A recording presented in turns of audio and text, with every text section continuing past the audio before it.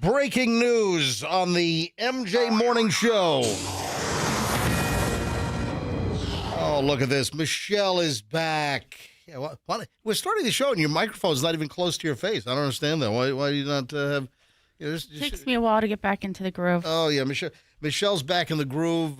Fester's just stumbling in. That's fine. All right. Hey, hello, Mr. Stumbler. I'm not stumbling. You're, I don't know, you look all groggy and, I don't know, you look lethargic is what you look like. Lethargic is my normal look. Yeah. So, Michelle, are you still, like, exhausted and tired from this? How many days of shooting was it? Like 4? 4. Mm-hmm. 4 days of shooting for our son Julian's girlfriend's senior thesis film project, which was shot at a crazy Airbnb up in West Orange, New Jersey that they rented. And that's a whole story in itself. My God. Anyway, you coming back to life? Because you've been pretty exhausted. And listen, when you picked me up at the airport yesterday, I asked you if you were sleeping on the way to the airport. I mean, 18-hour days with no naps, buddy. Yeah, I'm back from Topeka, Kansas. What a thrilling place that is. Yeah, I was about to say. Yeah, how was your, 20-hour trip? It was fast. You're not in Kansas anymore. Yeah. I was in Kansas for a total of, let's see, I landed at like 3 o'clock or something. 4 o'clock. I landed at, I think, 4 o'clock, and I was out of there at 12:30 yesterday. So I was there for, 20 hours. Yeah, total. I told you, dude, you're playing that wrong. Well, hold on. I'm playing what wrong? That whole Kansas trip. You make it every 2 years. It seems I think it's like the second time you've gone to Kansas? Yeah. Maybe the third? Yeah, it's supposed to be every year. Oh. But it got canceled. I was supposed to go last November. Then I was supposed to go back in January. Those got canceled. You've got leverage into this. Well, hold on. I have Kansas leverage. You should tell them I got to bring Fester along, and I could be like, security management. Yeah, okay. What? Just so you can have some Kansas City barbecue? Is that it? Yeah, that's the reason why. You know what? I don't know if I've ever had Kansas City barbecue. You're missing out. Kansas City's like one of the big ones, man. Oh, I know that. I know that Kansas City barbecue's big, but Michelle and I, we've got a, when it comes to sauce, now I love barbecue ribs. I love some good brisket.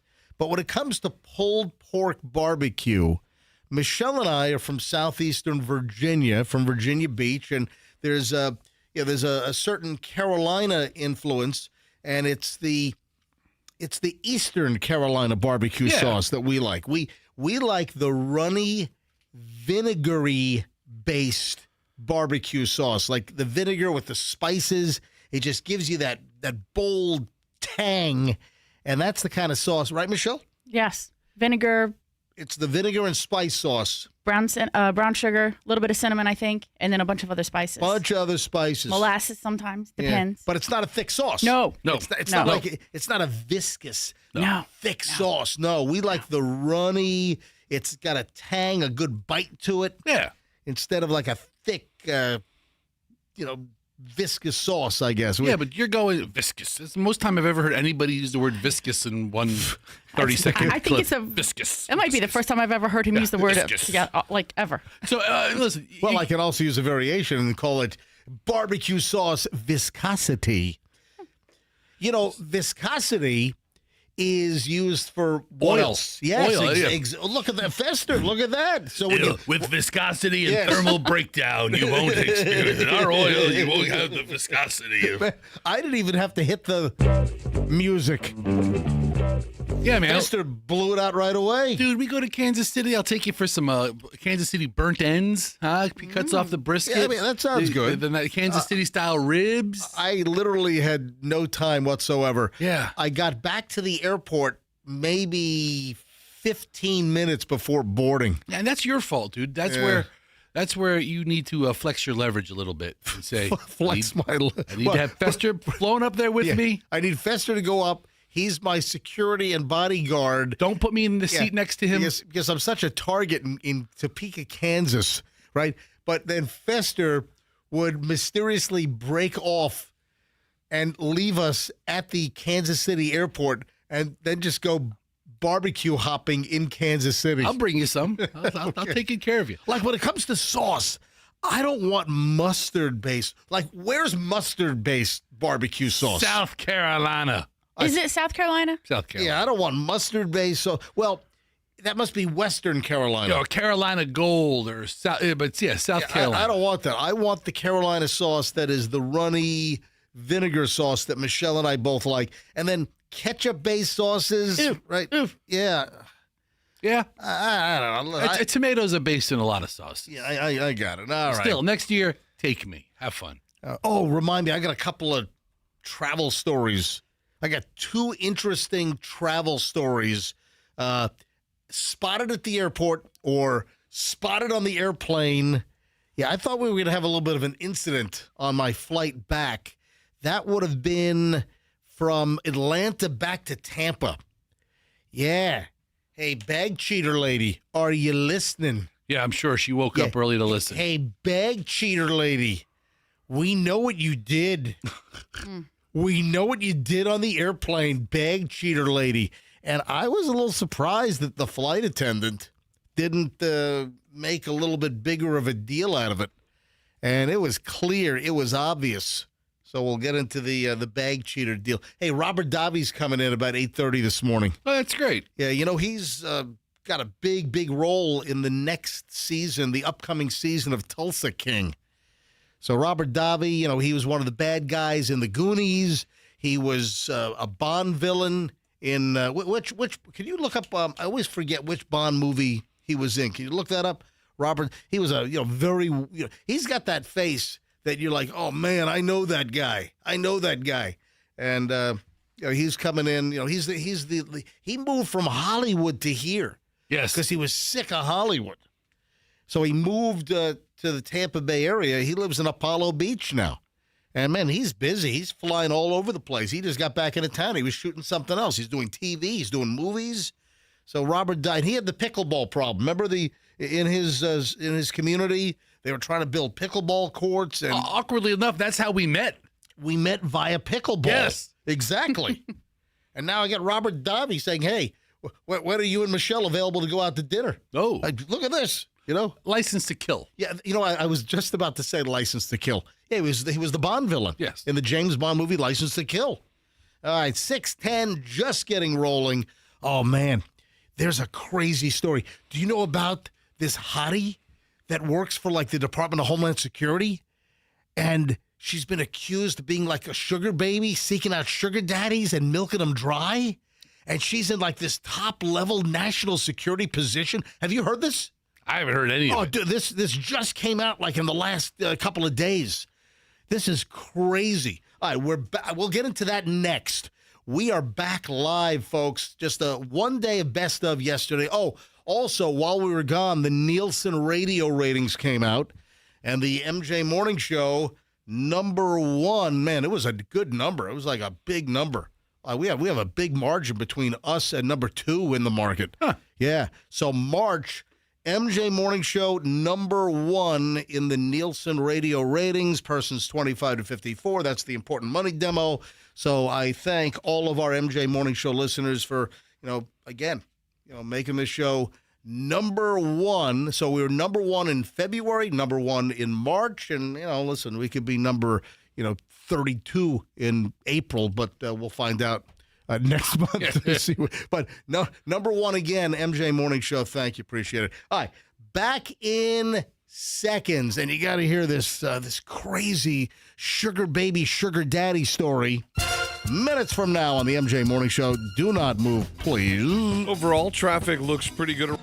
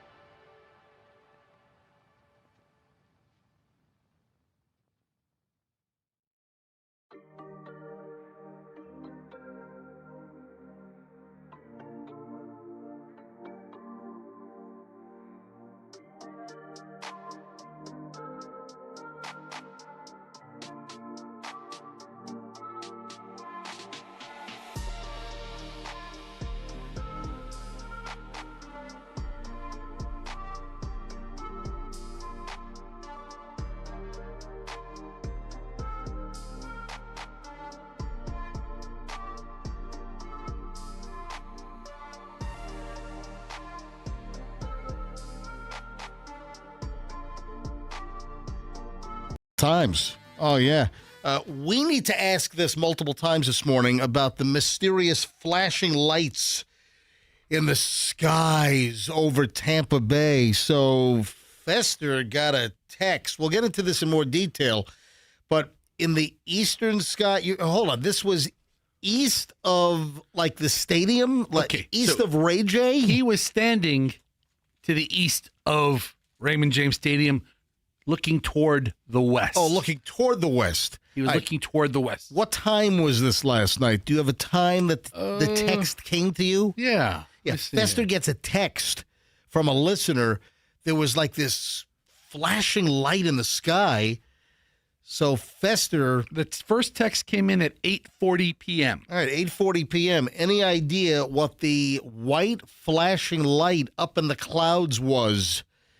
And Dennis Phillips, and we'll get into the whole story later on in more detail, but Yes. Dennis Phillips from Tampa Bay 28, chief meteorologist, weather and news partner of the MJ Morning Show and Q105 and the Beasley Media Group here in Tampa.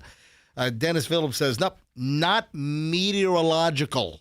So, yeah, and when I saw the video that you sent me last night, when you texted it to me, I'm like, yeah, that's not weather-related. It's like some kind of mechanical man-made light flashing in the clouds, like the bat signal went haywire or Right? something. Yeah, that's what I was thinking. Hey, if anyone knows, fire up the phones. If anyone knows what that light in the sky was last night, I guess after 8 o'clock, let us know. 800-990-1047, 800-990-1047. So I saw this story yesterday. I'm like, holy moly, and it's kind of exploding. And Michelle, look this up because see if there are any new details that came out overnight, like from any of the Washington news outlets. But this young woman, and she's cute. I mean, she's attractive. We have this young woman, and I guess she's 29 years old, and she's attractive, and she works for the Department of Homeland Security, and she's embroiled in allegations of being like a sugar baby on the hunt and seeking out sugar daddies. And there's this whole concern that, wait, as a person in Homeland Security in a very sensitive area, that this could be a national security risk. And I'll tell you what. Can you not want a sugar daddy and hate terrorists at the same time? I guess it's Not mutually exclusive, Fester. You got to hear some of this. So this, they're calling her a high-ranking counterterrorism official. She's saying, I did nothing wrong. She's now been put on leave. That's the last thing that I saw last night, that she's been put on leave. Michelle, see if there's anything new to add to this once I get the facts out here. So she claims she did nothing wrong, and what happened was an ex-boyfriend of hers, much older, I mean like the whole sugar daddy thing, this ex-boyfriend apparently raised the red flags on her and complained after, I guess he was jilted a little bit, and this has triggered an investigation that she used him as a, quote, sugar daddy and demanded that he spend thousands of dollars on her to fund this lavish lifestyle. And the last count that I saw was she bilked him out of like 40 grand, right? So the original story comes from the Daily Mail, that back in December, a divorced business executive identified only as Robert B. But then there are pictures of the two of them together where they do the worst, like, lightest blur job on his face. So anyone's going to know who this guy is. I mean, it's crazy. So this guy, Robert B., who appears to be in his 50s or 60s, Yeah. you know, according to the little blurred pictures I've seen, He has no business being with this one. online on Hinge, he matched with a 29-year-old Deputy Assistant Homeland Security Secretary for Counterterrorism by the name of Julia Varvaro. So they met on Hinge, and they had a months-long relationship that ended with him complaining to the Department of Homeland Security. He filed a complaint with DHS. This is just a mad ex-boyfriend putting crap together, and it's just really weird, says Vivaro. She insisted after she was approached by the Daily Mail, by the U.S. edition of the Daily Mail.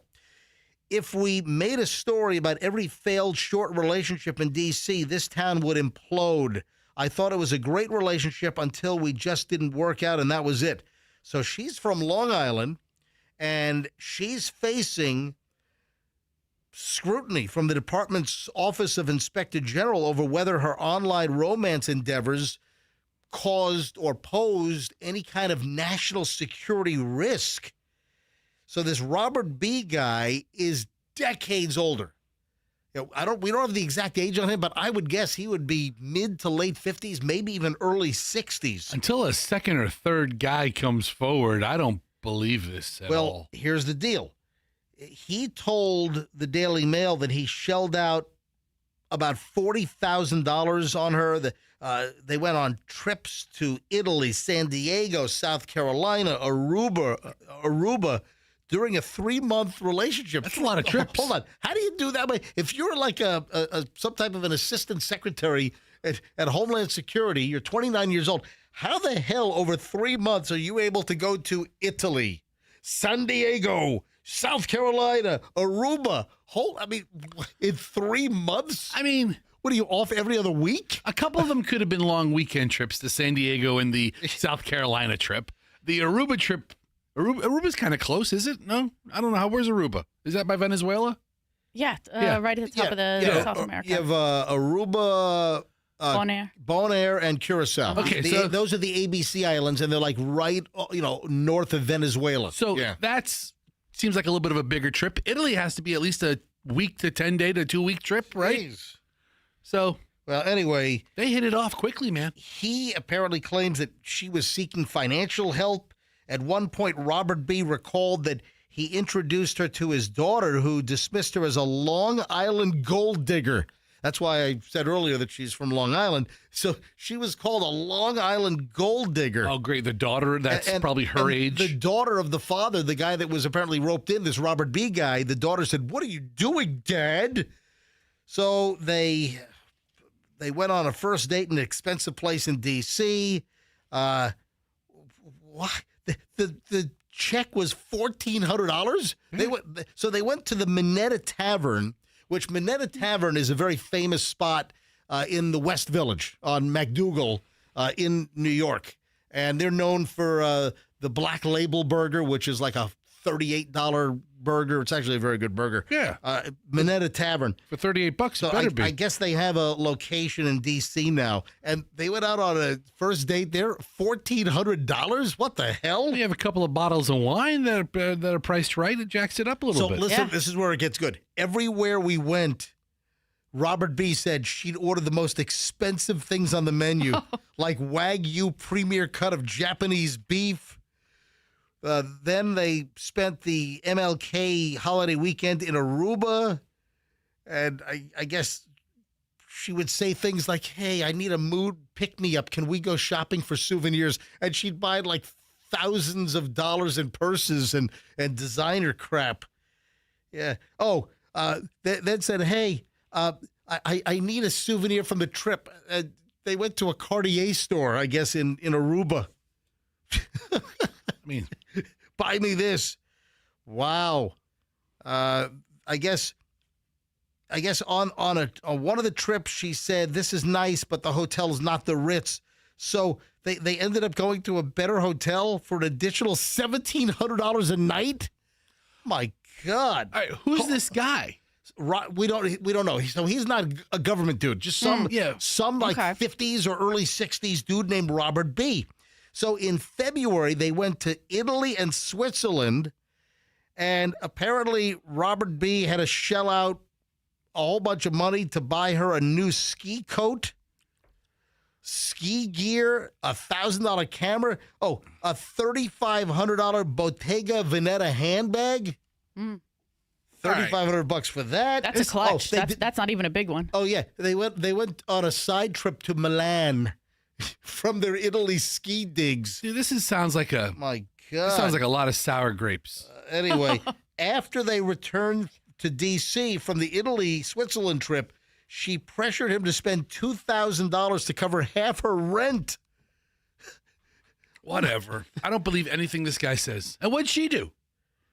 She says, "I did not want a sugar daddy prostitution relationship after spending, he That's said, him. He said, "I did not want a sugar daddy prostitution relationship after spending $40,000 for vacations, Cartier jewelry, expensive handbags, and various shopping trips." So he's all jilted up. Oh, she got a $2,000 M-Sculpt cellulite remover treatment, complaining that her arms were a little fat.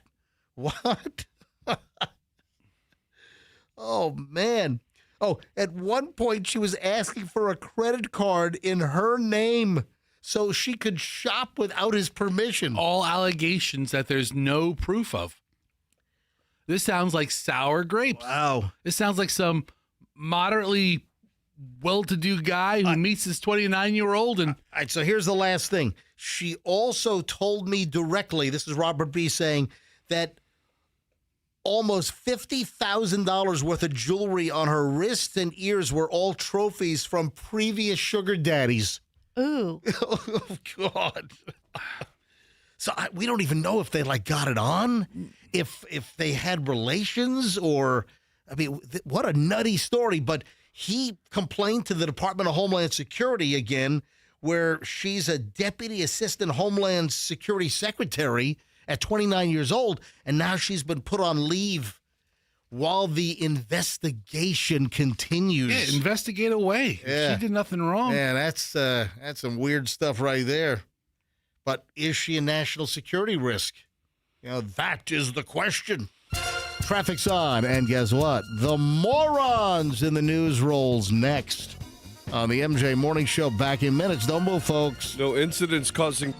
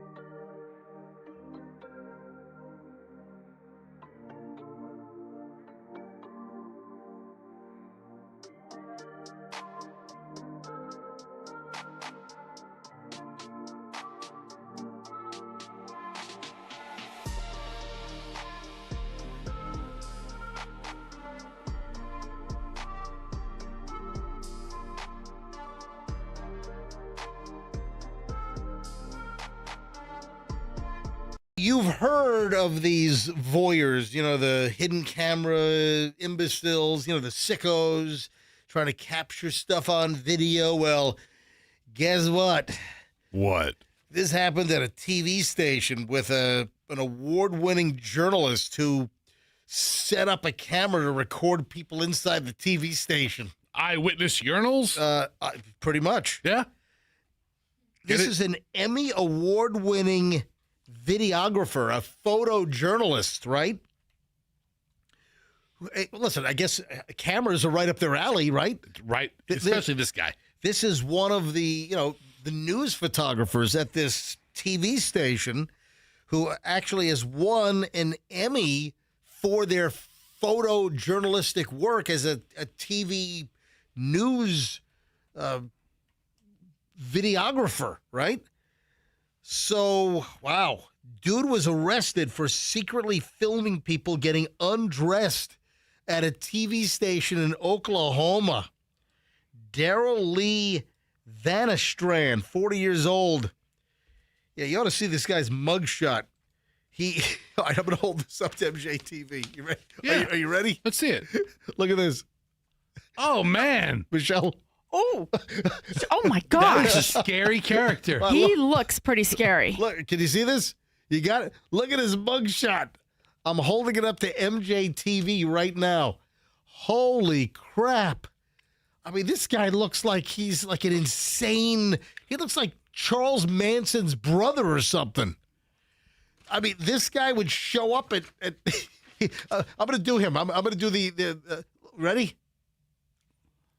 It's not, I mean, you're not nearly as scary looking as this person. So he was busted, and he was taking video of subjects in various stages of undress. They were found on his cell phone, and he was secretly recording people with equipment at television station KWTV, News 9, Oklahoma City. So did they report on their own guy? They would have to. On News 9, News at 10. I'm curious whether they report. I think Fester might have found the news story here. No. You got it? I think I found. Oh, this isn't good. Oh, that's I was terrible. trying to find their. Oh, that's awful. Okay, I was trying to find their. News open? Yeah, their music. Now, Channel 9 News. We don't need them reporting on it. We can report on it. No, I want to know if they reported. And we've got a story that hits close to home here at News 9. In other news, One of our photojournalists is an absolute creep sack, who's been photographing our, anchors and reporters getting undressed. Yeah, the investigation was started last month after a janitor found 2 hidden cameras in the TV station. those janitors. Yeah, according to an affidavit that was obtained by other media outlets, the cameras were mounted with Velcro under clothing racks in the room. So, yeah. A review of the extracted video footage confirmed the cameras had been active and had been recording multiple subjects who used the dressing room area in private settings. Oh, no. Yeah. That's terrible. Timestamps from the footage showed that the cameras were adjusted several times, accessed multiple times. Wow. Oh, according to KFOR television, that's the competition for News 9. KFOR. KFOR. They're all over this. K4. Yeah, they're all over the story about this voyeuristic creepo, this creep bag over at the competition across the street.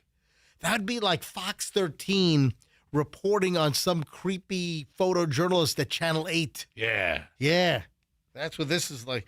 The accused creep confirmed to investigators that he supervised the company's photography and videography department and worked with the type of equipment used. At least one of the memory cards was that was investigated appeared to be of legitimate business activity. Wow. He was arrested at his home on Tuesday this week on a warrant for the use of photo or video equipment in a clandestine manner in a private place. You see this guy every day. He's part of the team. He's one of the videographers. Hey, last that the news reported in Oklahoma City, he hadn't bonded out yet. He was being held on a $25,000 bond. So what? 10% of that is $2,500. Mm-hmm. He couldn't come up with $2,500 to bond himself out. He may not have that laying around. Yeah. Wow. Or maybe he was setting up some new cameras in the jail. You know what I'm guessing? I'm guessing maybe KWTV doesn't pay very well. Let me see if it's a Nexstar station. It's not. No, it's not. It's not. But K4 is. KFOR is next star. It has that template on their website. Yeah, oh yeah, it is. That's next door. Yeah, they all have the same website template. Wow. So I'm guessing that this Emmy Award-winning crazed journalist, this photo journalist, is not going to be back at News 9, Oklahoma City. I mean, how creepy is that? You know what? Maybe they need him. That's terrible. Listen, we're going to take you back, but no more cameras in the change room. It's a Griffin Media property. I never heard of Griffin Media. All right, so you know what the latest craze is in smuggling drugs into prisons? Now, I've had multiple stories, and I want to say that I just didn't get to them, but I've had multiple stories over the last couple of months, and I don't think I actually did it, but, you know, I have a new story that I'm going to do. Do you know what the latest craze is on smuggling drugs into prisons, into jails and prisons? Any idea? The latest craze? Yeah, well, it's getting a lot of attention and a lot of exposure now.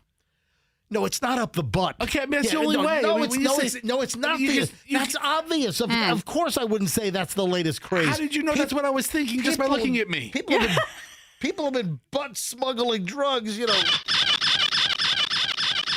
It's been a lot of butt smuggling. I mean, that's a tale as old as time. Come on. Any idea? No, Andrew just said drones in my ear. Listen, that has been happening where like they're dropping things via drone. Oh, and that seems to be in every episode of Mayor of what is it, Kingstown? Yes. Mayor of Kingstown. No, Kingston is Jamaica. I don't know. I haven't watched. I'm not a fan of this. I haven't seen the show. Mayor of Kingston. It's the Mayor of Kingstown. It came up on one of my suggestions to watch. Yeah, Of course we it actually did. started another show, and I was like, "Oh, that's the show MJ keeps belly aching about," and I just scrolled right past. Yeah, it. you know what? We're kind of watching Mayor of Kingstown as like background video while I'm doing prep at night. Well, tonight we're going to watch the Madison. Right? That's the one Oh, no, that you guys no, recommended? No, I think I need more attention on the Madison. Is that a background show? I think for you probably. I mean, are all shows background shows for you? No, Pretty much. No, that's not true at all. I mean- There are certain things that when I'm not working, like when it's weekend viewing, watching movies or stuff that is important to me, that I don't have anything else going on. But when I say a background TV show, I'm doing prep for the show. I've got my laptop in my lap. We're sitting in the living room, and we've got something we're running up on the TV where I'm paying maybe 70% attention to. No, more like 30. Okay. It's opposite. 30. Yeah. So you're flipping my 70-30? Yes. Mm-hmm. All right. So listen to this. Come on, you have no idea what one of the latest smuggling tactics is? They're soaking like letters and paper in liquid drugs. Okay, hold on. Oh. Yeah. I thought of that as you were saying it. So why the hell didn't you blurt Because it out? I was gonna say You blurt everything else no. out. I was going to say because I was like, it can't be soaking papers because that sounds like what they did with like LSD and stuff. Yeah, well, yeah. So like that's not the latest. It's just a new incarnation of an old. Talk about a tale as old as time. Yeah.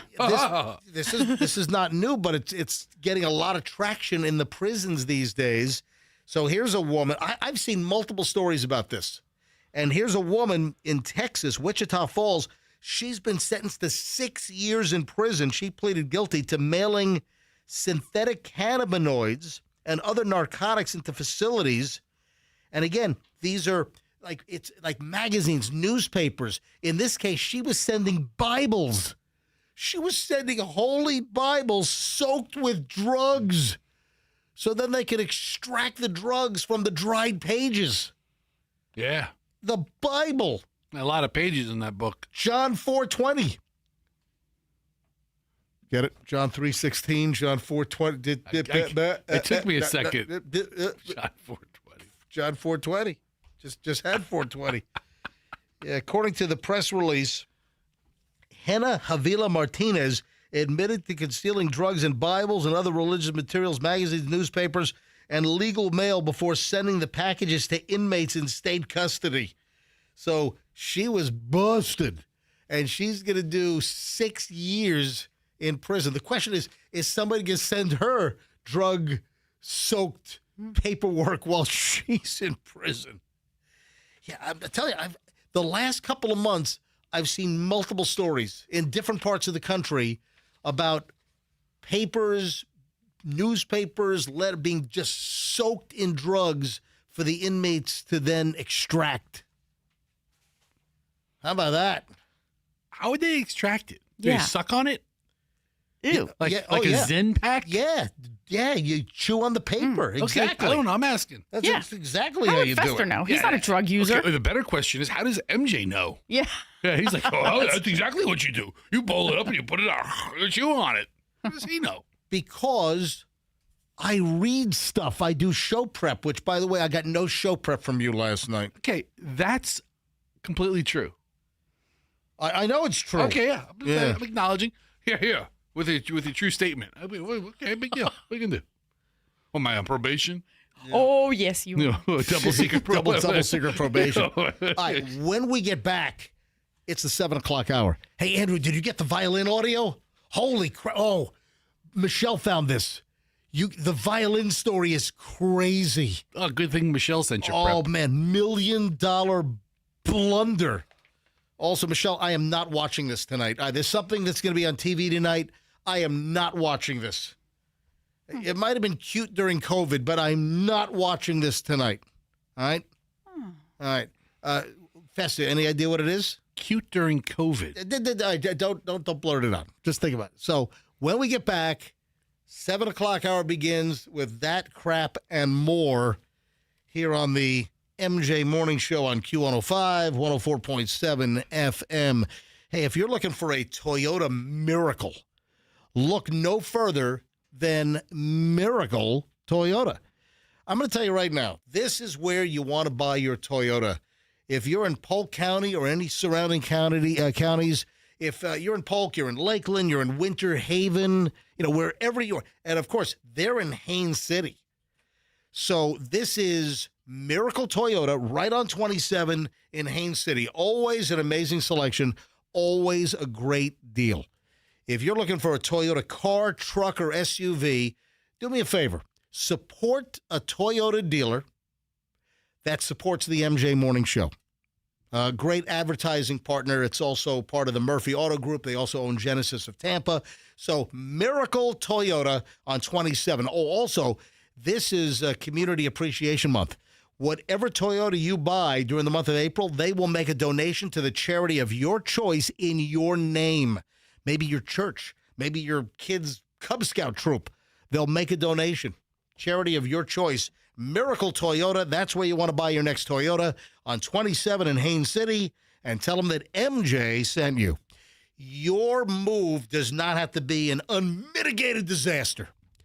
Your move doesn't have to be like a giant rip-off job. You've heard of the Italian Job? Well, how about the mover rip-off job? That ought to be a movie, because there are tons of movers ripping people off, ripping them new ones all day long. Not at Two College Brothers. If you're looking for a great move, starting with a great estimate, they'll give you a great number, and they'll stick with the estimate. They're not going to give you a low-ball deal and then jam you up at the end. That's a big racket and scam in the moving business. Folks, you want twocollegebrothers.com, the smartest move you will ever make. It's twocollegebrothers.com. You mentioned me, MJ, they'll give you free moving boxes.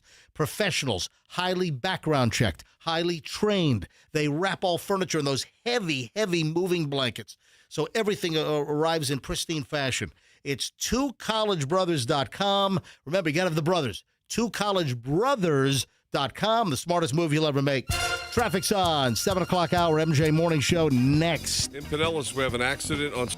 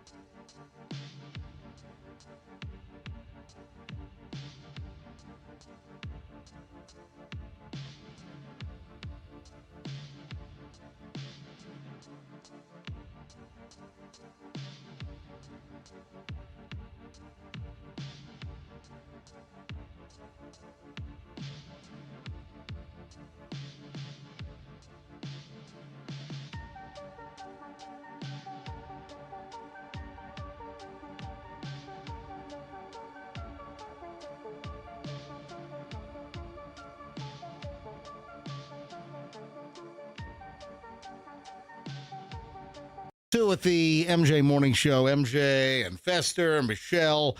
Bailey, the intern, is here on a Thursday because we weren't here yesterday. Yesterday was a best of show because I had to do a quick little trip to freaking Kansas.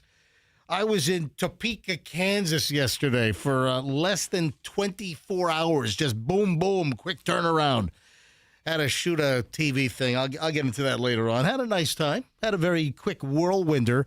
So following up on something from the last segment, and Bailey, as we went to commercial break, Bailey brings her laptop around. Bailey, our graduating senior intern from University of Tampa, who graduates in just a couple of weeks.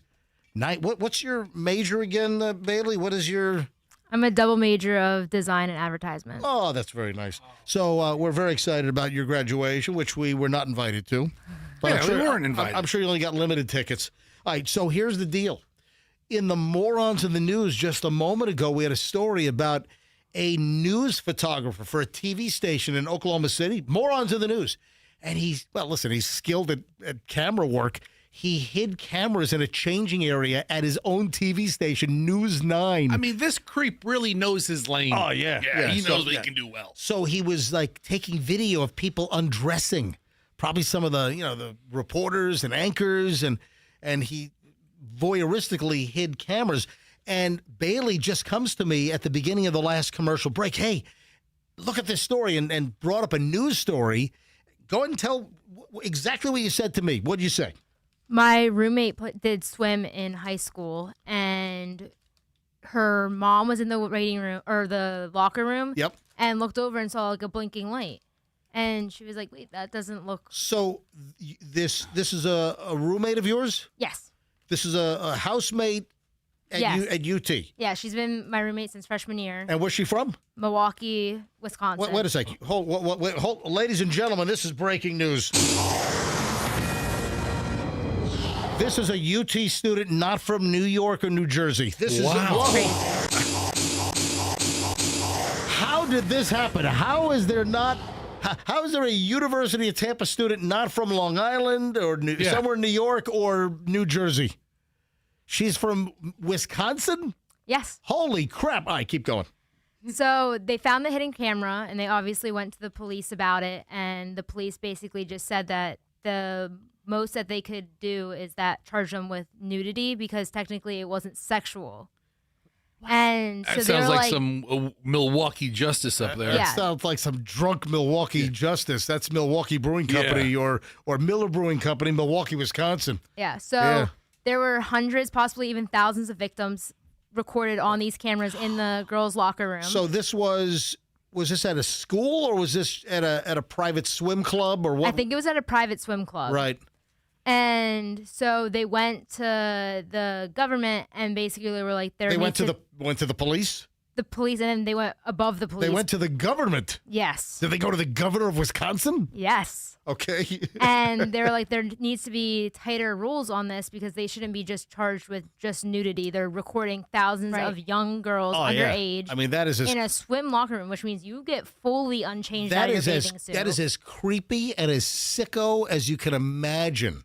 What year does the story say? What's the date on the story on the 2017. So 2017 is when this happened. Yeah. So then Holy crap. when they brought it to the government, they actually passed a law, the Act 320 into law, which gives kids in Milwaukee and like Wisconsin stricter rules against what you can film. You're not going to believe this, but Fester, Yes. Michelle, is this raising any memories? Anything coming to mind? I mean, I remember it happened locally. Right. I'm not, yeah, but duh, I'm not making such a big deal That's about why it. I'm bringing it. Why would you make a big deal? Because it happened 20 years ago. This was a big story. Okay, yeah, 20 years ago. Right. I remember the guy's name because he was named after a woman. What was his name? Kimberly Brabson.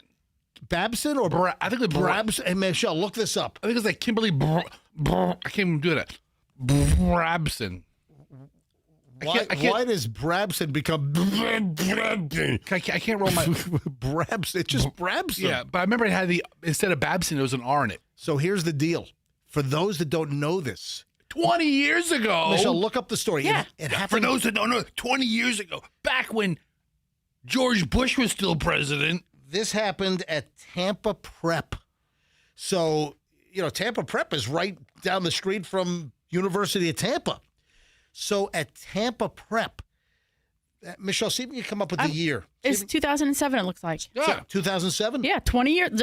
Fester is saying 20 years ago. So They're having a cake. there's a big anniversary party. Celebrate. Yeah, this is a period of time in Tampa Prep history that they want to forget. But the swim coach at Tampa Prep was it a clock? He had some kind of hidden camera in his office.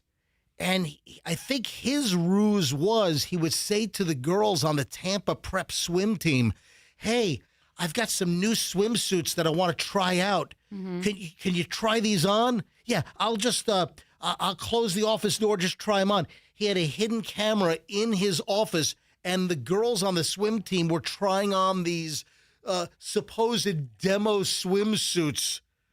And he was videoing them in his office at Tampa Prep. Yeah. Big creep. Don't you remember one of the fathers of one of the girls was a local attorney? Do you remember his name? And he called us. He was on the show. He was livid, rightfully so. And I remember we helped to expose the whole story, and he was giving us, like legal insight because he was a lawyer. And Was it Tom Carey? Yeah, it was. I think it was.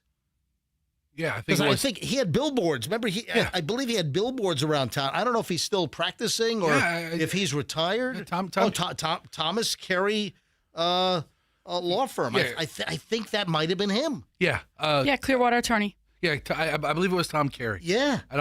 If I'm wrong, apologies. Wow. But I think it was. So, Bailey, what happened to your friend, somewhat similar, swim team, and here's a sicko coach that's got this ruse, this whole little scheme. Hey, I got some new swimsuits that I'm considering for the swim team. Hey, how about you try them on and see if you like them? Hey, yeah, I'll just close the door to my office while he's got a hidden camera in the office recording the girls. That's pretty freaking sick. Yes. Disgusting. Yeah, it is. Disgusting. Yeah, it is. Here. Yeah. Anything else that you found in the old news stories? Like, what happened to that? Was it Kimberly Brabson? Festa was right? Yeah, I remember Fester he was right. I remember he had like a woman's name. Yeah, it's Kimberly Brabson. Yeah, Kimberly. Wow. It was Brabson. Brabson. Whatever the hell.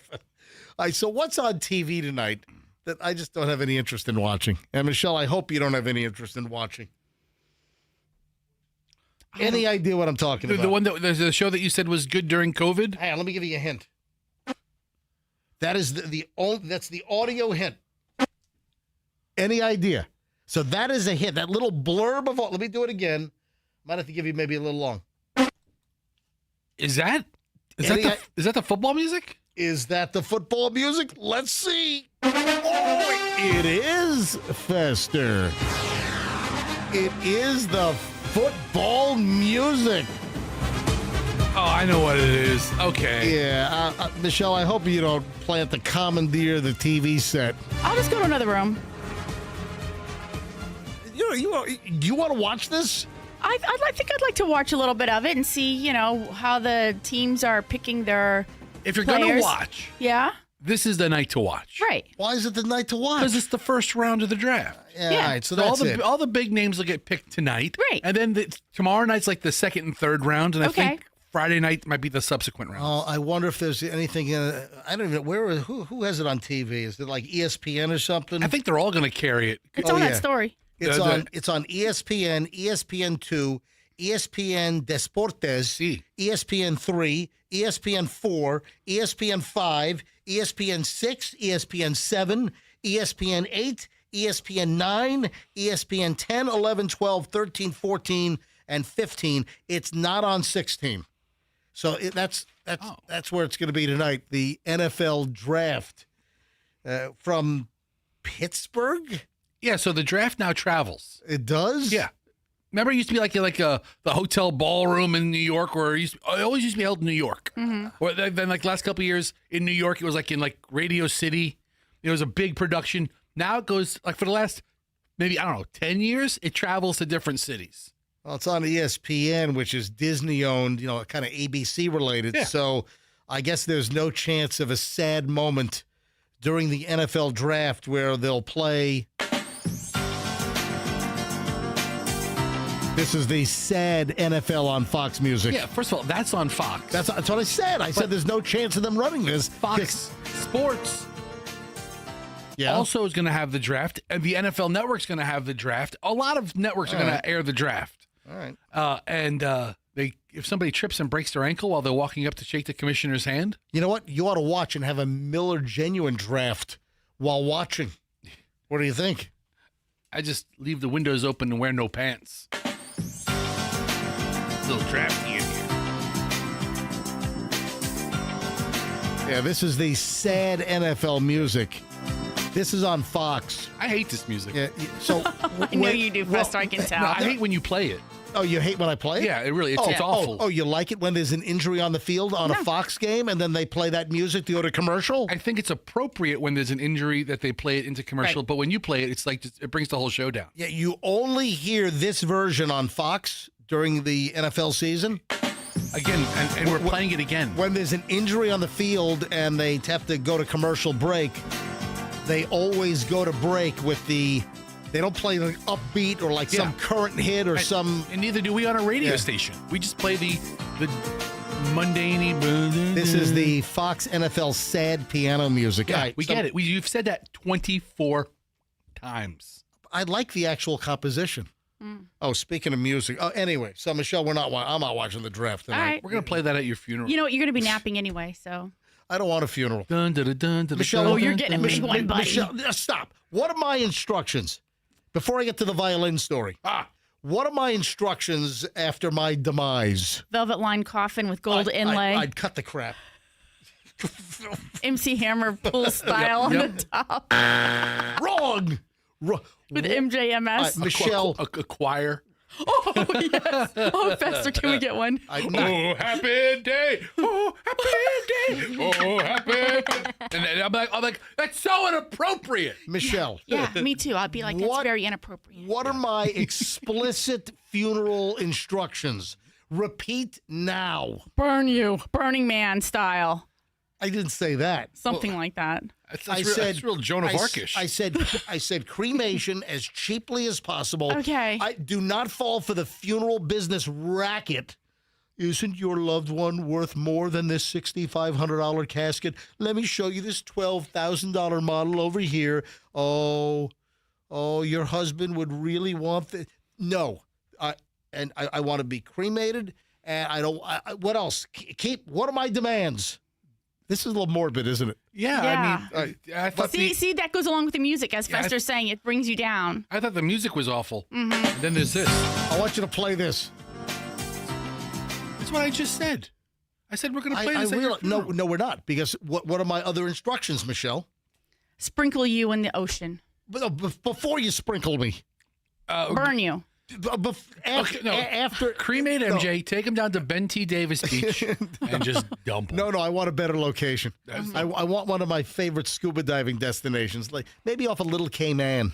You know, that's what I'm thinking. I drop you off at Ben T. Davis. You eventually make it out there. Are you gonna know, Michelle? No, what? The other things? No. No funeral. Okay. Oh, well, yeah, I think that's a given with the cremation and dump you in the ocean. I think that's a thing. No, I don't want a memorial service. I don't want a funeral. Nothing. All right. I was here. Now I'm not. That's it. You're bringing us down. I wish we weren't here now. I know. What is wrong with you guys? All right. Now, can you make a little more noise with your metal cup? I wish you had 2 days in Kansas. What's wrong with you? I don't want to talk about this. All right. Anyway, the NFL draft is tonight. How do we get off on MJ's whole... Yeah.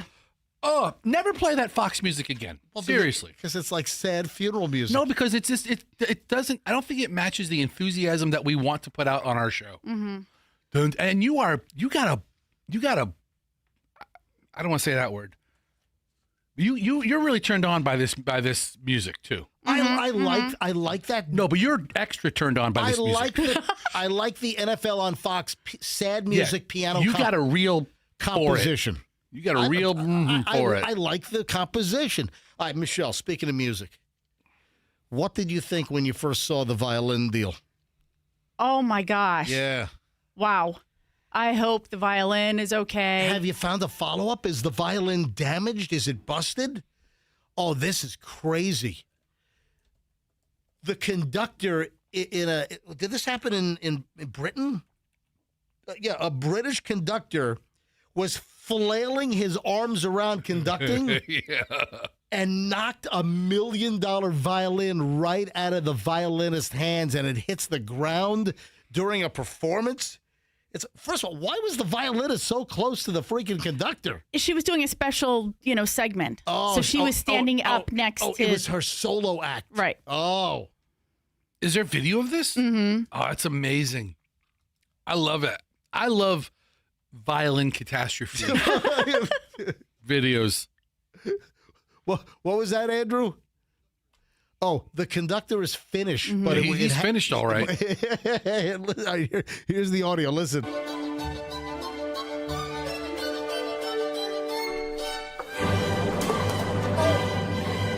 Did you hear it? Did you hear it clink? Did you hear that? Mm-hmm. Oh, my God. And the thing just gets knocked out of her hand. Is it a Stradivarius? That's the only expensive violin I know. That's the only one I know. So, hang on. Andrew was saying it was not a Stradivarius. It's a rare 18th century, and I don't know how to pronounce it. Guadagnini. Oh, the Guadagnini. Yes. I have heard of... the Guadagnini. I have heard of the Guadagnini. Oh, Guadagnini was a famous Italian violin maker from outside of Verona. That's where the Romeo and Juliet story comes from. Yes. Yes. So you ought to see the video. Just the conductor's flailing his hands and just...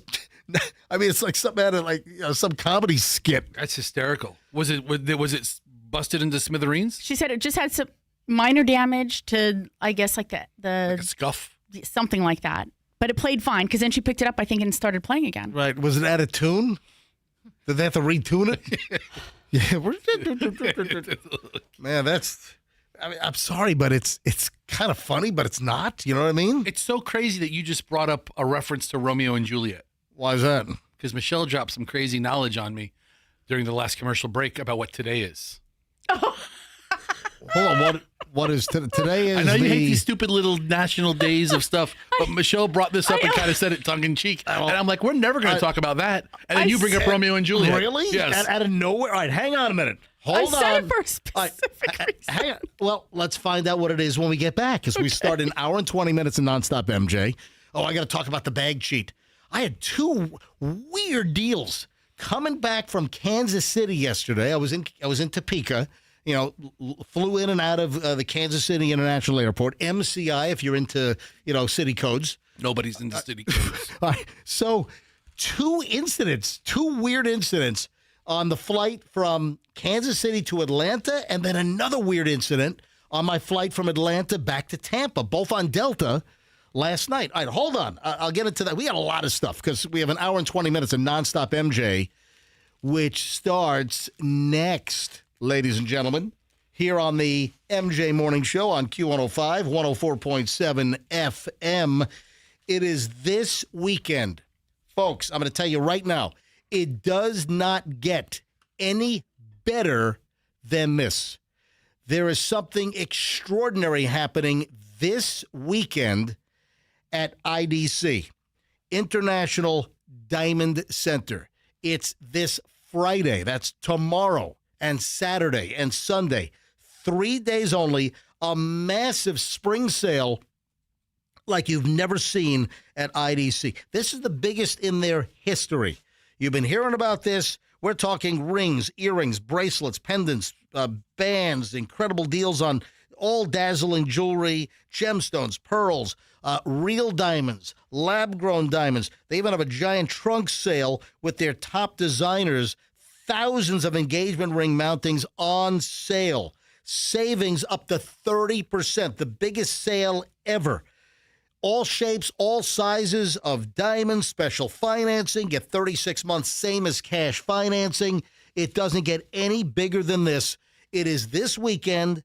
It is IDC, Tampa, Clearwater, Lakeland, and Sarasota. 36 months, same as cash financing. I mean, it just doesn't get any bigger. It's International Diamond Center this weekend, and tell them that MJ sent you. Mark Spain Real Estate wants to sell your home trouble-free, hassle-free. Get a strong all-cash offer with Mark Spain Real Estate. Hey, obviously, I am MJ, and I'm recommending to you that you call Mark Spain Real Estate. Mark Spain Real Estate, according to the Wall Street Journal and Real Trends, they've consistently named Mark Spain as a top real estate team in the United States for closed transactions for 9 years in a row. No one has beaten them. Top of the list with number of transactions closed.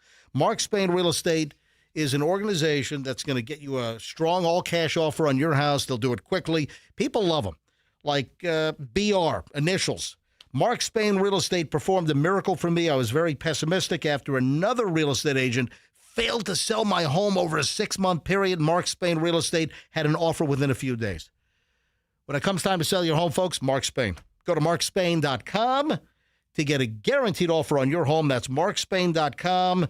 And start packing. Simple as that. You hear me talk about Veterans Ford. Veterans Ford is simplifying things. You know, the federal government, the FTC, is cracking down. And in the auto industry, there's been a whole lot of hidden fees and non-disclosed items. And, you know, Veterans Ford is just making this thing very, very easy. And they are doing simple pricing at Veterans Ford. And everything is just fully exposed. Everything is fully disclosed. There's no hidden surprises, no games, just real pricing, no hidden fees. At Veterans Ford, all dealer fees are included in the cost of the vehicle. Only tax and registration remain. That's it. So if you're looking for a tremendous deal on a Ford car, truck, or SUV, it's Veterans Ford. There are rebates up to $7,000 right now. You've got 0% financing offers on many models. You go to Veterans Ford, you mention me, MJ. You say, hey, I listen to the MJ Morning Show. I want the MJ deal. No other Ford dealer in town will beat a Veterans Ford price. Veterans Ford, for your next Ford purchase, it's at Linebaugh and the Veterans Expressway. And tell them at Veterans Ford that MJ sent you. Traffic's on 725 MJ Morning Show back in just a second. In Hillsborough.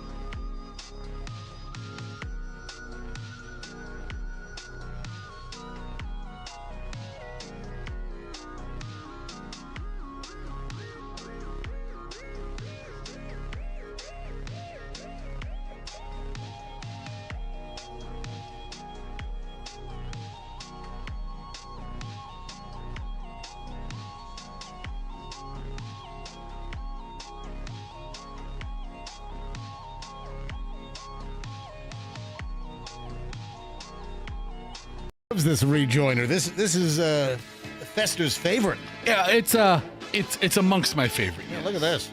You have any other favorites? Yeah.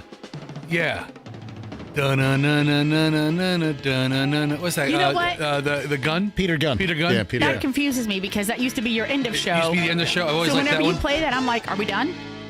Yeah, we used to do Peter Gunn at the end of the show. And Miserloo. 7:30. We don't do Miserloo, is it? Don't do Miserloo anymore. That's a rejoiner. I know. So I brought old MJ Morning Show staple music cuts, and I've made them rejoiners after commercial breaks. All right, welcome back. MJ Morning Show, hour 20 minutes nonstop. MJ starts right now. The band's back together. Michelle is back. I was off yesterday because I had to go to Kansas. I'll get to my plane stories in just a second.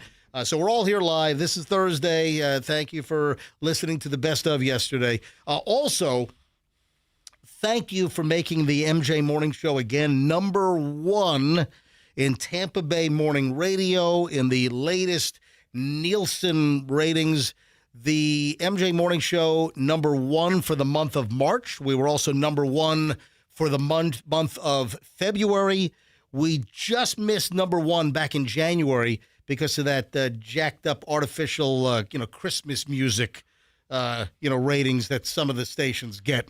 Yeah. It happens. Yeah. So just residual on that. Won't happen again. All right. So, Michelle, what is this Romeo and Juliet mention that you said to Fester, and then Fester was just stunned, I say, that I happened to bring up Romeo and Juliet in some kind of haphazard, random fashion? Today is National Talk Like Shakespeare Day. Oh, stop it. Really? I didn't think it was. I hate these national days. Come on. I acknowledge that. I know you do. I said it as a joke to Fester because Julian, being dyslexic, he cannot stand that type of talk at all. Like when he would have to read something. So I was joking around Fester. I was like, oh, look what today is, National Talk Like Shakespeare Day. I could really have a little fun with Julian. And thou hast much distaste for this day. To be or not to be, that is the question. Where art thou? Right? Et tu, Brute. Yeah, whatever. All that crap.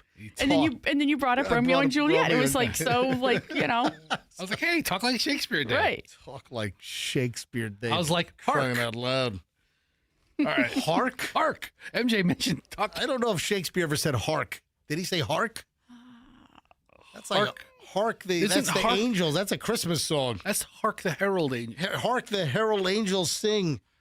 The newborn king. Doesn't Romeo's speech start with hark? I don't know. With a light through yonder. Hark, hark, the lark at heaven's gate sings. I guess there is a hark. I don't know. The light through yonder window breaks. It is the east. And Juliet is the sun. Arise, fair sun, and kill the envious moon. Do you know which work of Shakespeare does he use the word fart like 5 times? Oh, Hamlet had the most toots. There are 5 farts, Yeah. at least 5 farts in Hamlet. That's true. It's true. Like Shakespeare invented, not to get off on Shakespeare, but he invented like thousands of English words just out of thin air. Folks, That is a fact. folks, I found something to be shocking earlier today. Tell me, Macbeth. The paranoid leader. The 3 witches. I heard something shocking. I know my Shakespeare. I will reveal something shocking right now. Please tell me.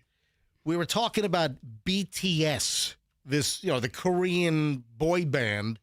BTS is going to be taking over Ray J. What is it? Saturday, Sunday, Tuesday? And Tuesday. Saturday, Sunday, Tuesday. Why don't they just do Friday, Saturday, Sunday and just get the damn thing out of the way? Anyway, so BTS, the blockbuster, world-famous Korean boy band, K-pop, BTS, they're going to be at Ray J. Oh, also, something incidental, they're going to be shutting down, Tampa, what are they shutting down, Tampa Bay Boulevard? Yeah, I'll get to that in a second. Here's what's shocking. This is absolutely shocking, I say. Our Generation Z, 21-year-old, you're 22 now, right? 22. You just turned 22. Yes. Happy birthday. A couple you. weeks later. Bailey, our University of Tampa intern, didn't know who BTS is. How am I Generation X? How am I Gen X and I know BTS and you're 22 and you did not know who BTS was? It's not fair. No, not at all. That's not fair, MJ. How is that? I guess I don't listen to that type of music. I don't even know what they sing. You're not into K-pop? That's not I fair. don't think so. For MJ to say it the way he just said Oh, it, how's it not fair? because I think normal 60-year-old men who don't do radio morning shows Wouldn't know who BTS wouldn't know who is. BTS is. Right. I mean, you could. So you you're could- saying I'm a young 60? No, that's not what he's saying. I'm saying you're buried in pop culture, I am. for better or worse. I'm smothered. And you're I'm a- suffocating in pop culture. and other than the fact that I'm buried alive. BTS is a relatively worldwide hit phenomenal, You can use Whatever. both. and that they're coming to Tampa, you don't know much else about them. Yeah. Let me tell you what I know about BTS. And this might piss people off. So if you're a BTS fan, if you're a kid in the car and you're getting driven to school right now, I don't find the BTS music as hooky or as memorable as like Backstreet Boys or NSYNC. I just don't find the music as And your father said the same thing about Backstreet as Boys. consequential. I'm just you know, Right. but when I hear BTS music or I hear like hooks from certain songs, I'm like, that doesn't print this big, or it's not as hooky as some of the I want it that way. I mean, Backstreet Back. I mean, You're showing your age on that. The people who listen to it now love it now. Is the thing. To hear you even say Backstreet Boys, somebody's like, "Oh my God, that band was out 10 years before I was born." Mm-hmm. It's like your dad talking about like the Platters. I know the Backstreet Boys, but yeah. I don't know BTS. So look at that. See? So look at this. Right. Our 22-year-old She intern. grew up listening to that She music. knows, and you know NSYNC, right? Yes. Justin Timberlake was in NSYNC, Backstreet Boys. But you don't know BTS. No. So you never even heard of BTS? Not until this morning. What about BTL? No, what's BTL? I'm sorry, BLT. Oh, Sorry. You heard of Wait, bacon, hold on, bacon you're- lettuce, tomato. Yes, thank you. I'm sorry.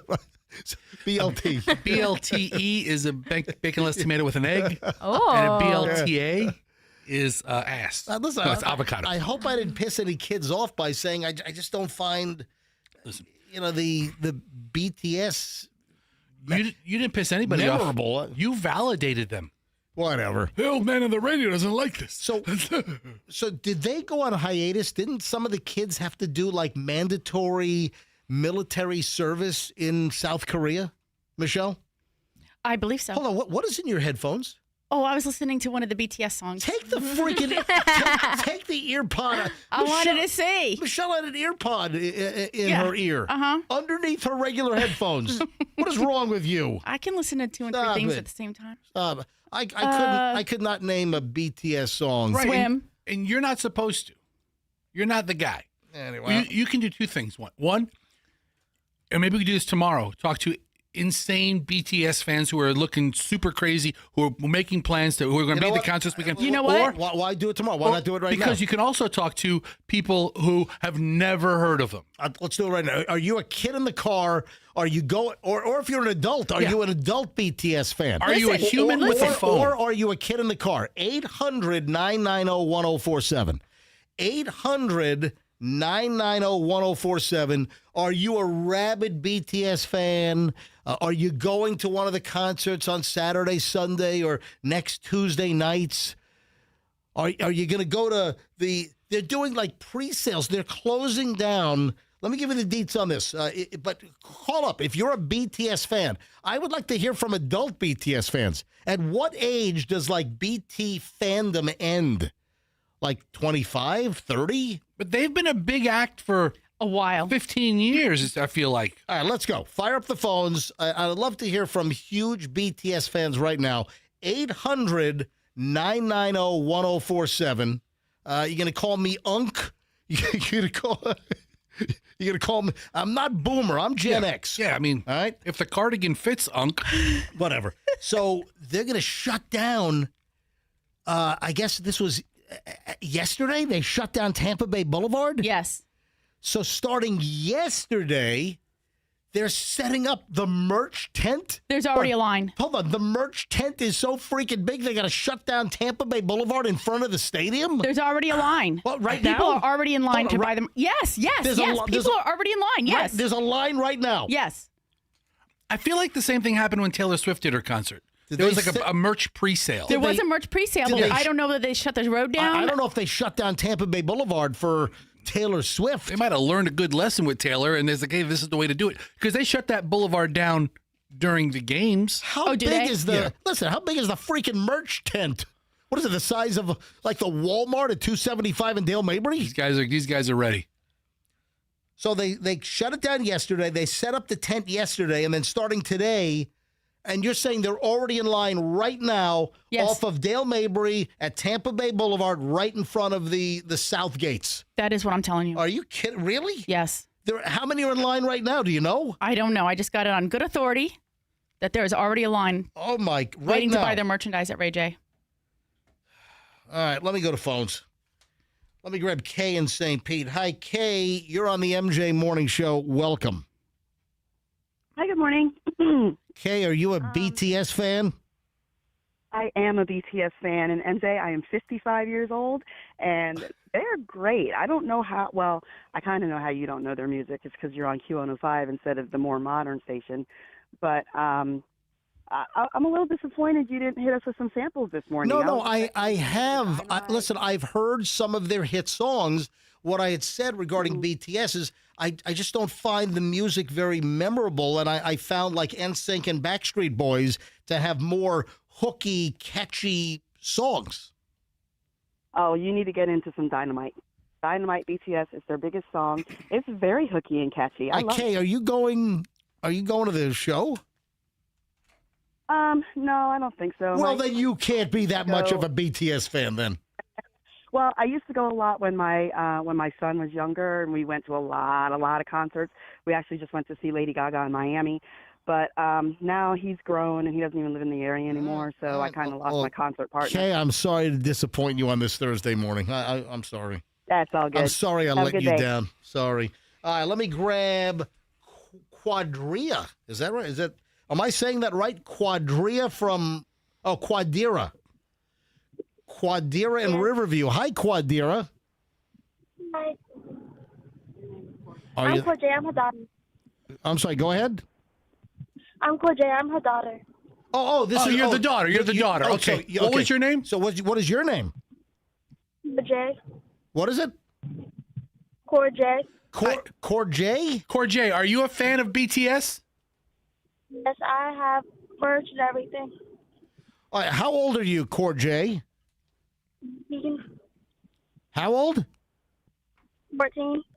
14. See, MJ, Right. listen, Yeah. and That's like right in the target demo right there. this band started in 2013. So Right. BTS has been a part of her life, her whole life. So what are they, like 30 years old now? They're older. I mean, they right. started when they were like, teenagers. Right. Each of them have served, I think, 2 years in the Korean military. yeah. Their term ended like Yeah. over the summer last year. They shot bullets at Kim Jong-un. Listen, they serve their country. Hey, I mean, fat boy, we're going to come invade you. you're talking about Kim Jong-un. You're looking at me. I'm like, what? Kim Jong-un. Hey, Cordray, are you going to one of the shows? I can't. Well- The tickets are too expensive. Oh, well, Tickets are a lot of money. How much Yeah. are the tickets? Yeah, how much are the tickets? Do you know? $200. Wow. Oh, yeah, that's ridiculous. That's terrible. I bet you that's for like. Yeah. I bet Corjay. I bet you it's higher than that. Yeah. Because this Tampa show is one of the very few that they're doing in the U.S. right now. Right, and there are 3 in a row, and I got to believe all the shows are sold out, and I got to believe that like tickets on the resale market are probably pretty high. Hey, have a great day at school, Corjay. Thank you for calling. One more on this. Richard is in Wesley Chapel. Richard, hi. You're on the MJ Morning Show. Hi. Hi, guys. Good morning. You're on the MJ BTS hotline. Go ahead.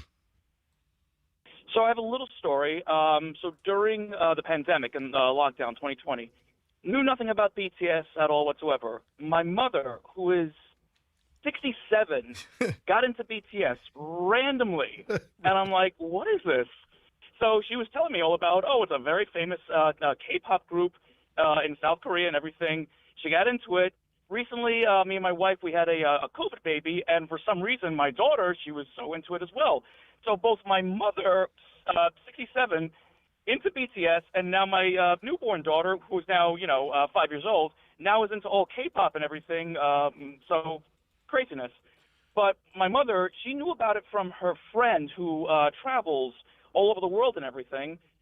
She got into it. She told my mother about it. My mother is obsessed about it. She goes to all the shows and everything. I don't think she's going to the one in Tampa, though, but she's been to the one in South Korea, actually. Hold on. Your mother went to... Are you Korean by any chance? I am not, no.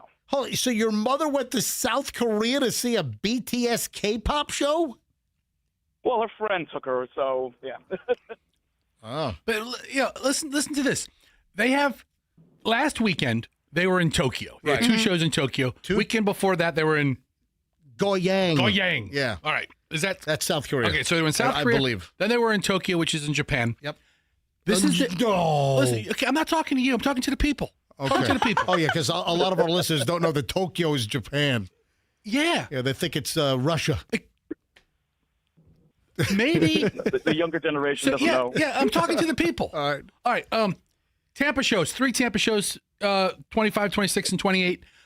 Then they go to El Paso for 2 shows. Hold on, why the hell they go to El Paso? Right? That's the thing. What the hell's in El Paso, Texas? So these guys have been in the military for the last 2-3 years. Yeah. Right. There's a lot of Pent-up demand? yes. This is, but not just from Tampa people, from the entire nation, from everything east of the Mississippi is coming to Tampa for this show. This is the first of the U.S.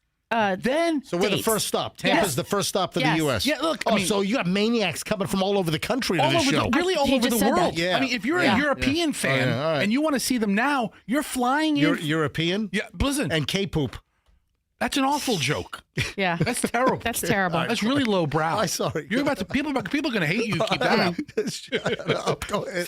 There's 3 shows in Tampa, 2 shows in El Paso, and then poof, they're gone. Mexico City for then they come back. They go to California, Vegas, but this is the first taste of this of Right. these guys. American, and they just dropped a new album. Yeah, this is a big deal. I say we go. I'm not going. I'm going. Hey, Richard, thanks for the call, buddy. No problem. You guys have a nice day. Tell You mom too. we said hi. Yeah, look at that 67-year-old mom Yeah, going to South Korea to K-pop. Good for shows. her. That's crazy. So I'm back from Topeka, Kansas. I had to go shoot a couple of TV segments for a financial group, the Hollands, who I do I host their radio show. When's K-pop going to Topeka? Yeah, I don't think they're gonna be in Topeka. There's not much going on at Topeka, Kansas. I'll tell you that right now. All right. So I'm back from Topeka. I was there for 20 hours. I was on the ground in Kansas for 20 hours and, got back about 5:45 last night. 2 incidents, though. 2 crazy incidents on my flights. The first flight, I get to MCI, the Kansas City airport, pass by Arrowhead and everything on the way to the airport, where the Chiefs play. And so get to the airport, hit clear, clear with pre-check, got through nice and, quickly, rolled to the gate. I'm at the gate maybe, 15 minutes or so before boarding. The other flight is unloading. So the inbound flight at my gate at Kansas City International Airport is unloading, and it looks like it's trickling down to the last passengers off the plane. I hear an announcement on the PA system. Oh, I need my megaphone. Hang on. Oh, Fester's favorite moment. I'm waiting for Fester to say, no, you don't. You don't need it. Yeah. I mean, but we don't care about good shows. I hear this announcement over I just shut the my PA. radio off. So the gate agent gets... Stop with that. What? I'm going to take the batteries out of that. Or get one that's like lower. What is wrong? I'm Get like the $14 one that still has the same sound but not as loud. No, that was Radio Shack. They're not around anymore. Get one of those. The one that played like all the little musical sounds as well? That's the ones that like police use to disband crowds, and it's not appropriate for a radio This station. is a SWAT team bullhorn. I'm going to steal it. Next time you go to Topeka, I'm taking that. Sir, you're going to need to buy 3 seats. You're not going to fit in one seat, and two, I don't think it's going to work either. Dominic Siciliano, phone number 813-310-8444. We're gonna. What did you say? What'd I say? Did you just call me an a-hole? Did I mumble that? I can't. You know what? I don't know of anybody I love and hate more than you. Put that down. All right. So what happened at the airport? So the gate agent gets on the PA system. Ladies and gentlemen, if you picked up a stroller on the jet ramp, could you please bring it back? What? Exactly. What? Apparently somebody took a stroller that doesn't belong to them. What? Who is taking? You know when you get on a plane and they gate check the stroller. Yeah. They tag it. The stroller goes underneath the airplane. You walk it all the way down. And then they put it deliberately. It's like right in like one of the front forward cargo areas. So the strollers or wheelchairs, they come off first. And they're brought up quickly to the jet ramp. And they lay them out right as you're getting off the plane onto the jet bridge. So I'm hearing this announcement. I'm like, what? Yes, if you accidentally took a stroller, well, first of all, you might want to take accident. Who accidentally takes a stroller? Somebody gets off the airplane and says, ooh, I want that stroller. That's a nice stroller. I'm going to take that stroller. Have you seen stroller prices? I mean, some of them are many hundreds of dollars. Maybe that's the answer. Maybe someone saw this expensive stroller and said, ooh, I was just sitting here. I'm just going to take that. Somebody ripped off some family stroller. So the family, I guess, goes to the gate agent. Hey, where's our stroller? And then the baggage guy's like, hey, we put the stroller on the jet. Somebody took somebody's kid's stroller at Kansas City Airport, on the exiting Delta flight, the one that I was about to board from Kansas City to Atlanta yesterday. I mean, can you imagine? What? Can you imagine you get off the plane and somebody boosted your freaking stroller? That's crazy. That is nuts, and I have no idea what the resolution was. I'm guessing they were long gone, man. They had that stroller, and they're out of here. I mean, what kind of a whack nut? Who gets off an airplane and says, ooh, nice stroller. Ooh, that stroller has my name on it. It doesn't matter how nice the stroller is; they all get jammed underneath the plane. And I'm looking at a couple of strollers here. Yeah, why don't you give me some stroller prices?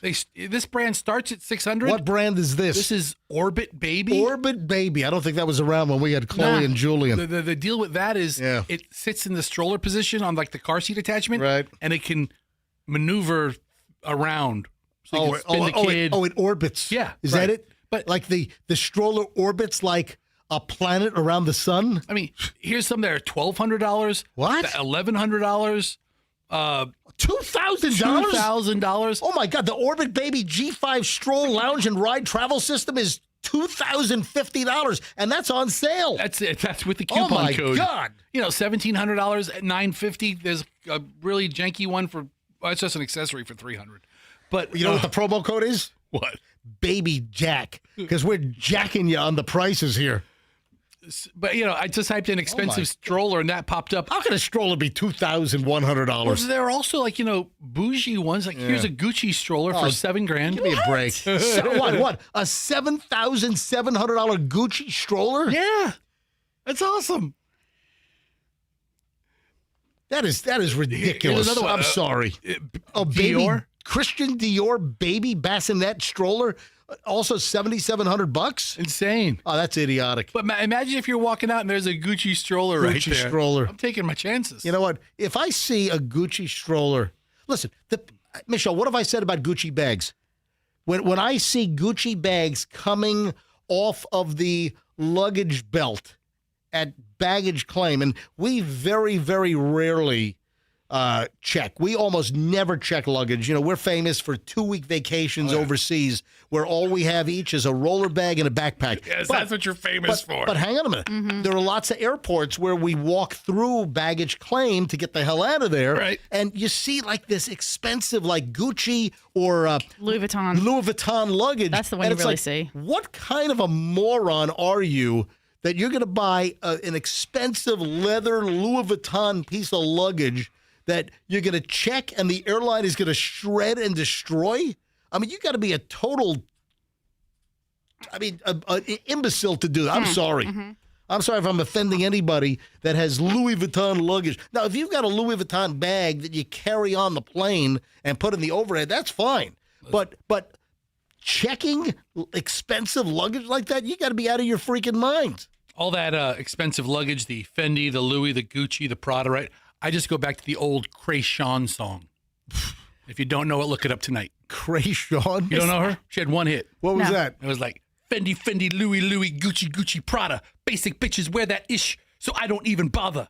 But What? Yeah. It's like, No. it's like my favorite, one of my favorite songs. What are you saying? You never heard Crayshaw's Gucci? I don't think Yeah. so. Fendi, Louis, Gucci, Prada. Basic bitches wear that shh, so I don't even bother. Is that the S-bomb? Yeah. Really?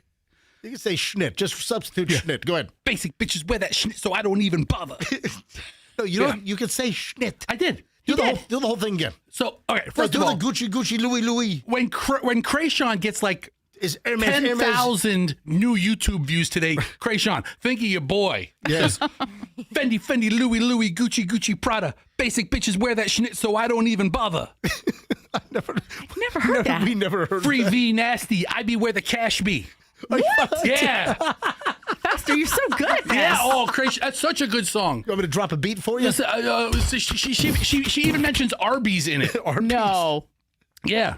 How? Yeah, Do she's talking about like how she's hungry and she's like royalty and you work at Arby's or something. It's such a good dish. Do you know that line? It's not off the top of my. I mean, I would if we played it. Arby's, we have the meat. That's not the line, but she's. but it's, Arby's, we have the meat. All right.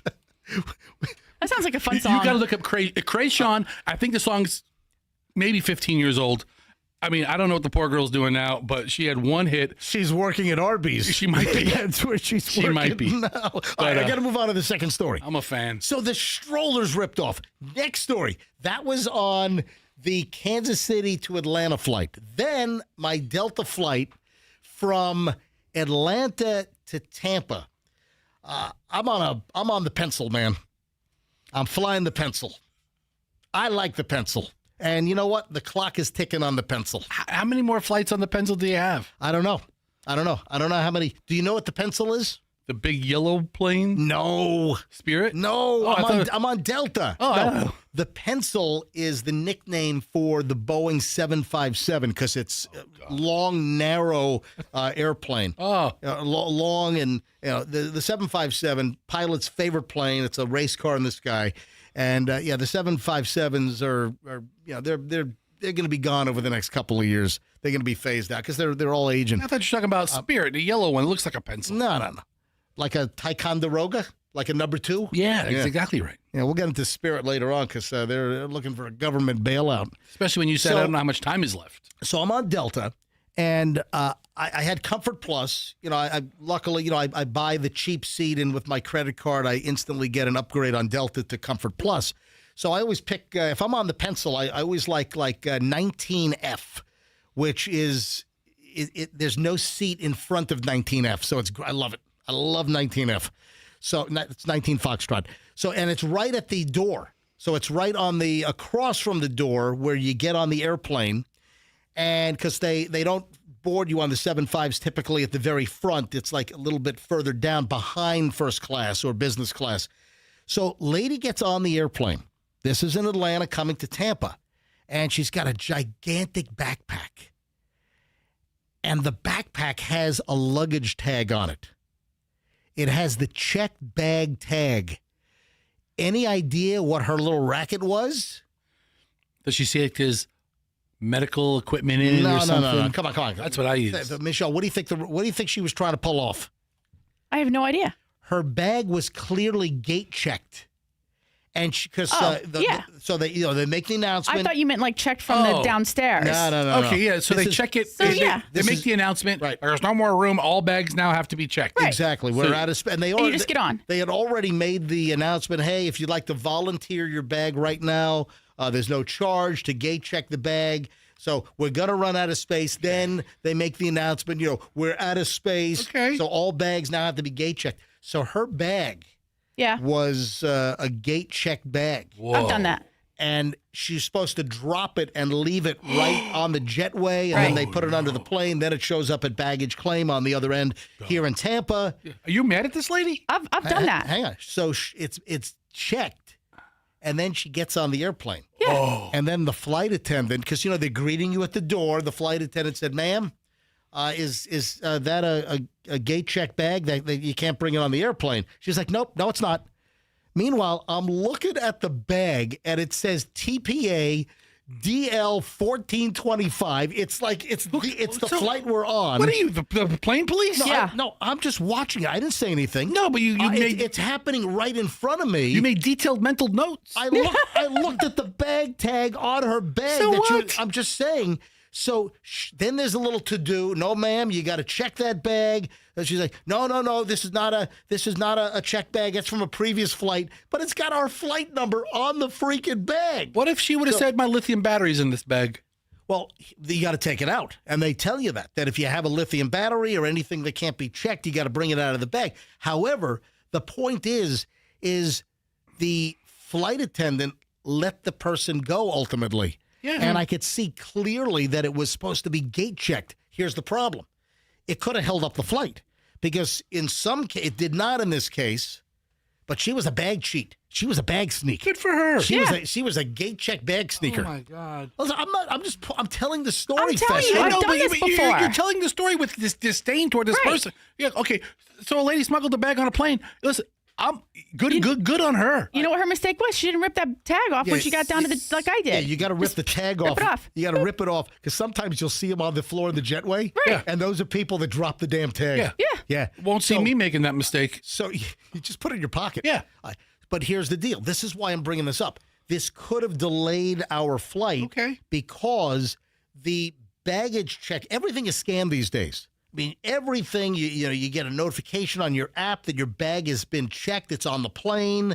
Bag has been unloaded. Are you saying the plane would have known they're missing a bag? Yes. So there are times I've had this happen. I've been on a flight where the bag count didn't work out. And for security reasons, we didn't get held up, which I wonder why. In Atlanta yesterday, she brought the bag on. The actual scanning systems tell the baggage folks how many bags have been scanned that are in the cargo hold on the airplane. And if they're short, then sometimes that's a problem. And luckily, it did not slow us down, but that can be an issue where it's a security issue or they're trying to figure out why they have a miscount on checked bags. And I've been on flights where the captain said, yeah, we've got a miscount on bags, so we need to work through this. So that could have screwed us up and delayed us. Oh, and one other thing. Ladies and gentlemen, breaking freaking news. And then I got to do the cash. You know what? Let me do Cash Kitty first. Yeah, let's do Cash Let me Kitty. do Cash Kitty first and then breaking news. All right. All right, here we go.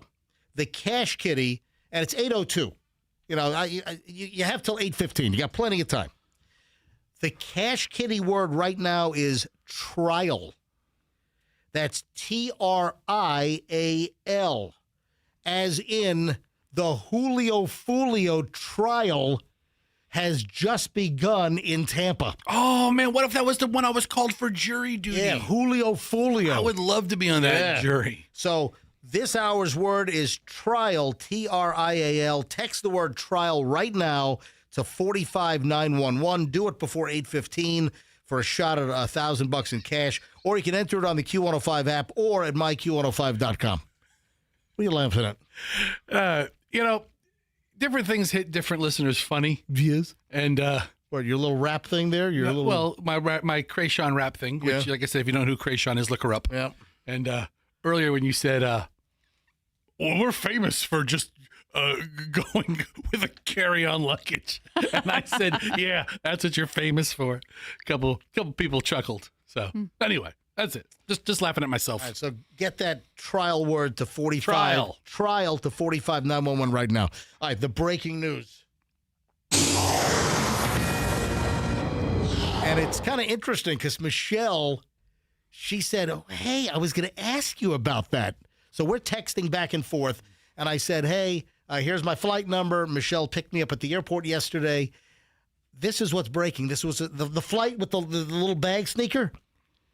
We got from Atlanta to Tampa in under an hour yesterday. That is like unheard of these days. Yeah, that's fast. It used to be the norm. We could fly from Tampa to Atlanta or Atlanta back to Tampa. We could fly up in under an hour. I think the fastest I ever got to Atlanta, like wheels up, wheels down from Tampa, I think was like 52 minutes or 50 minutes or something.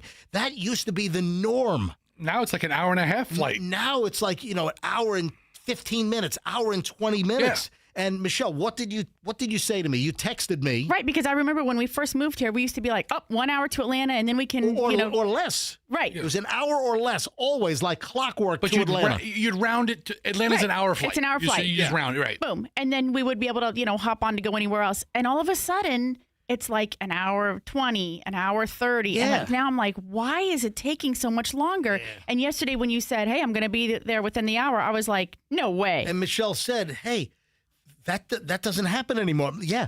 Right. We were 59 minutes.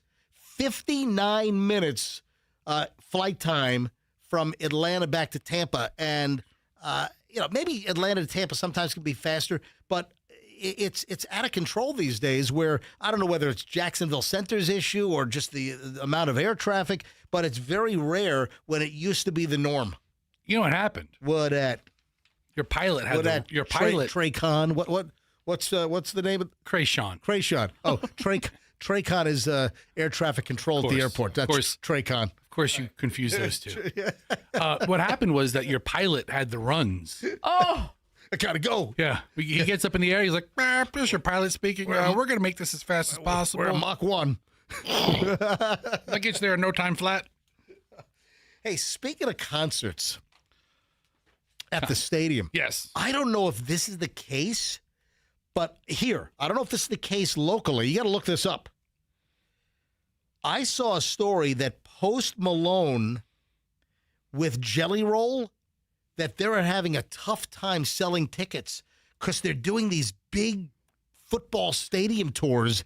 And I saw a report yesterday that Post Malone and Jelly Roll are desperate to sell tickets, that some of their stadium performances are at 75% empty, not 75% full with 25% to go. No, they're at 75% empty, meaning they only sold 25% of tickets. There's a barometer for an act that deserves to be a stadium act. And Taylor Swift meets that meets that mark. Mm-hmm. BTS does. But Post Malone and Jelly Roll? So Post Malone are getting ready to roll out on their big-ass stadium tour part 2. So it's Post Malone, Jelly Roll, and Carter Faith, whoever that is. And it's supposed to start in under a month. And apparently tickets are not selling. Now, they're at Ray J. This tour comes to Ray J. What's the date? Can you look it up? May 29th. May 29th. I don't know how the sales are here. I don't know if we're one of the stadiums where 75% of the tickets are unsold. It just feels like... Is Post Malone cooling off? Well, he hasn't released any new music in about, since like for 2 years. Okay. So, he doesn't have anything new. Well, he has released like 6 Bud Light commercials. Oh. So there's that. Post Malone just feels like an Ice Palace show. Oh. It feels like that's the right arena for a Post Malone. But, okay. Yeah, but Raymond James Stadium? Yeah, it's a big stadium act with 60,000 people. That's a tall order. Yeah. Oh, Burger King Bobby just texted me. This is a while ago. Burger King Bobby says that some of his family members are going to BTS. Oh, very good. Good for them. Good for them. So, is this just not a hot show? Can we find out if ticket sales are soft for the Tampa show for Post Malone and Jelly Roll? I'll tell you right now. I'll tell you the biggest indicator is ticket prices. Let's go to Ticketmaster. Hold on. Let me go to Ticketmaster. I'll do it right now. Go to Ticketmaster. Yeah. But go to Ticketmaster right now. Hurry up. Ticketmaster. You're too slow. Go ahead. I just thought of it. Ticketmaster. And then what? Post Malone. How do I search? Search. Post Malone. Yeah, go ahead. Hurry up. Yep. Search. One result. May 29th. Post Malone. Show me the stadium. Want to buy those tickets? They should be getting me there a lot quicker if I want to actually buy these tickets. Yeah, this is a slow roll to get to the... Jelly Roll. This is through the Monopoly Ticketmaster. The Okay, with the recent judge ruling. when you go to Ticketmaster, the ticket spectrum gives you the lowest price ticket. Oh, wait a minute. Tickets are as low as $69? I'm looking at the slider scale here. Yeah. Really? I'm going to look for tickets from $69. Man, hold on. What's their highest? I mean, the highest. No, what are the cheapest seats? That's the indicator. Yeah. If you've got really cheap tickets, $67. So if you want to sit in the corner of the 300 level, but that's still pretty low. The farthest seat from the stage, it's $67.20. That's still pretty low. That's just low for a big national touring act concert.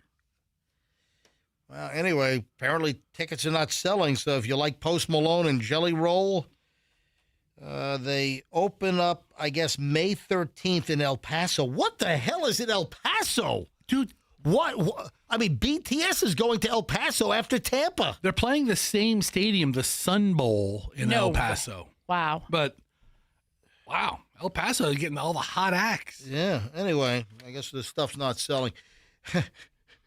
What do you do if your substitute teacher at school says, "Hey, kids, I'm the $1 million prostitute"? Oh. look at Michelle's face. What? Can you vocalize that, please? No. What grade is she subbing for? Or he subbing for? Of course, this is a Florida story. This is out of Lake County, a little bit to our Lake County, a little bit to our northeast, right? Yeah. A substitute teacher at Lake Mineola High School. Sounds like I'm about to get off the LIRR. A substitute teacher at Lake Mineola High School in Lake County. Claremont's in Lake County, right? Yeah.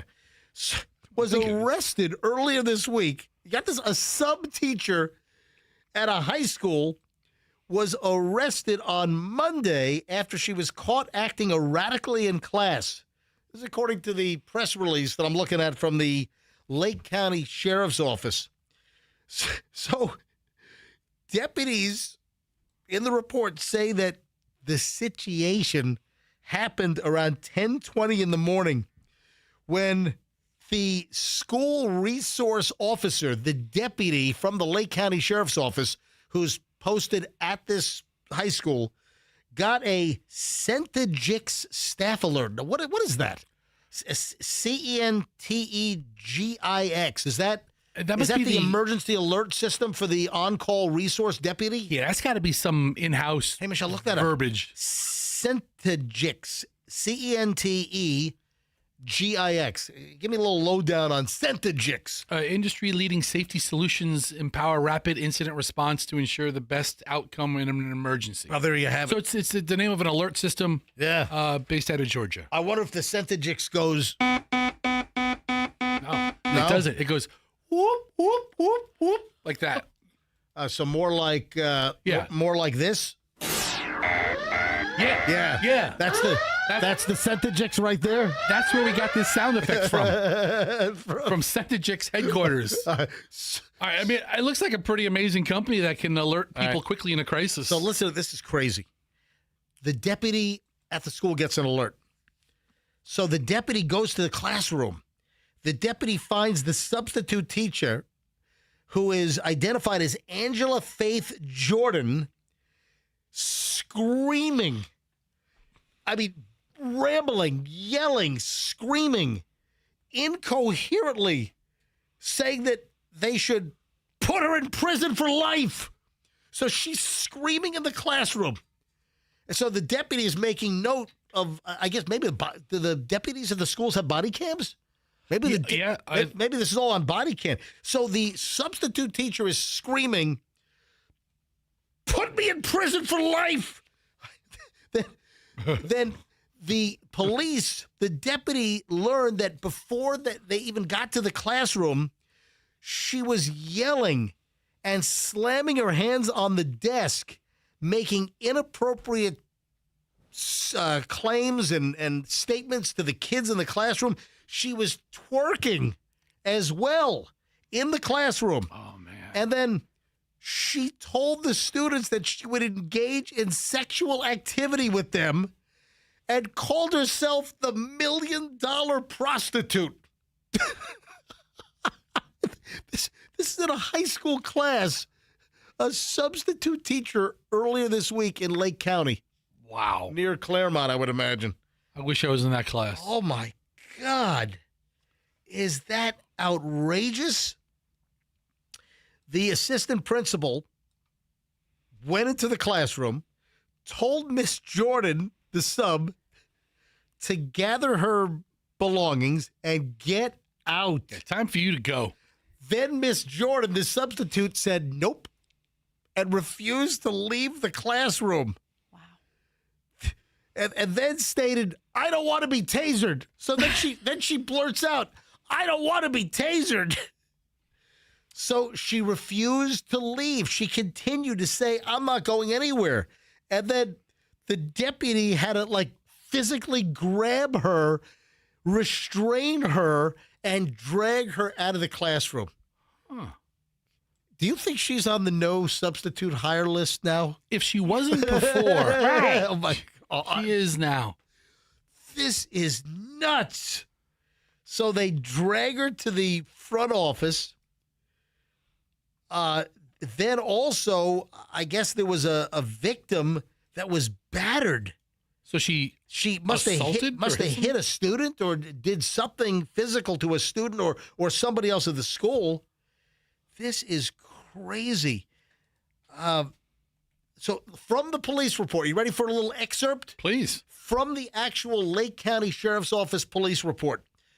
As the bell rang and students began exiting, Blank stated she was among the last to leave when Ms. Jordan yelled at her, called her a derogatory name, placed hands on her head and neck before moving her hand toward the student's throat or the person's throat.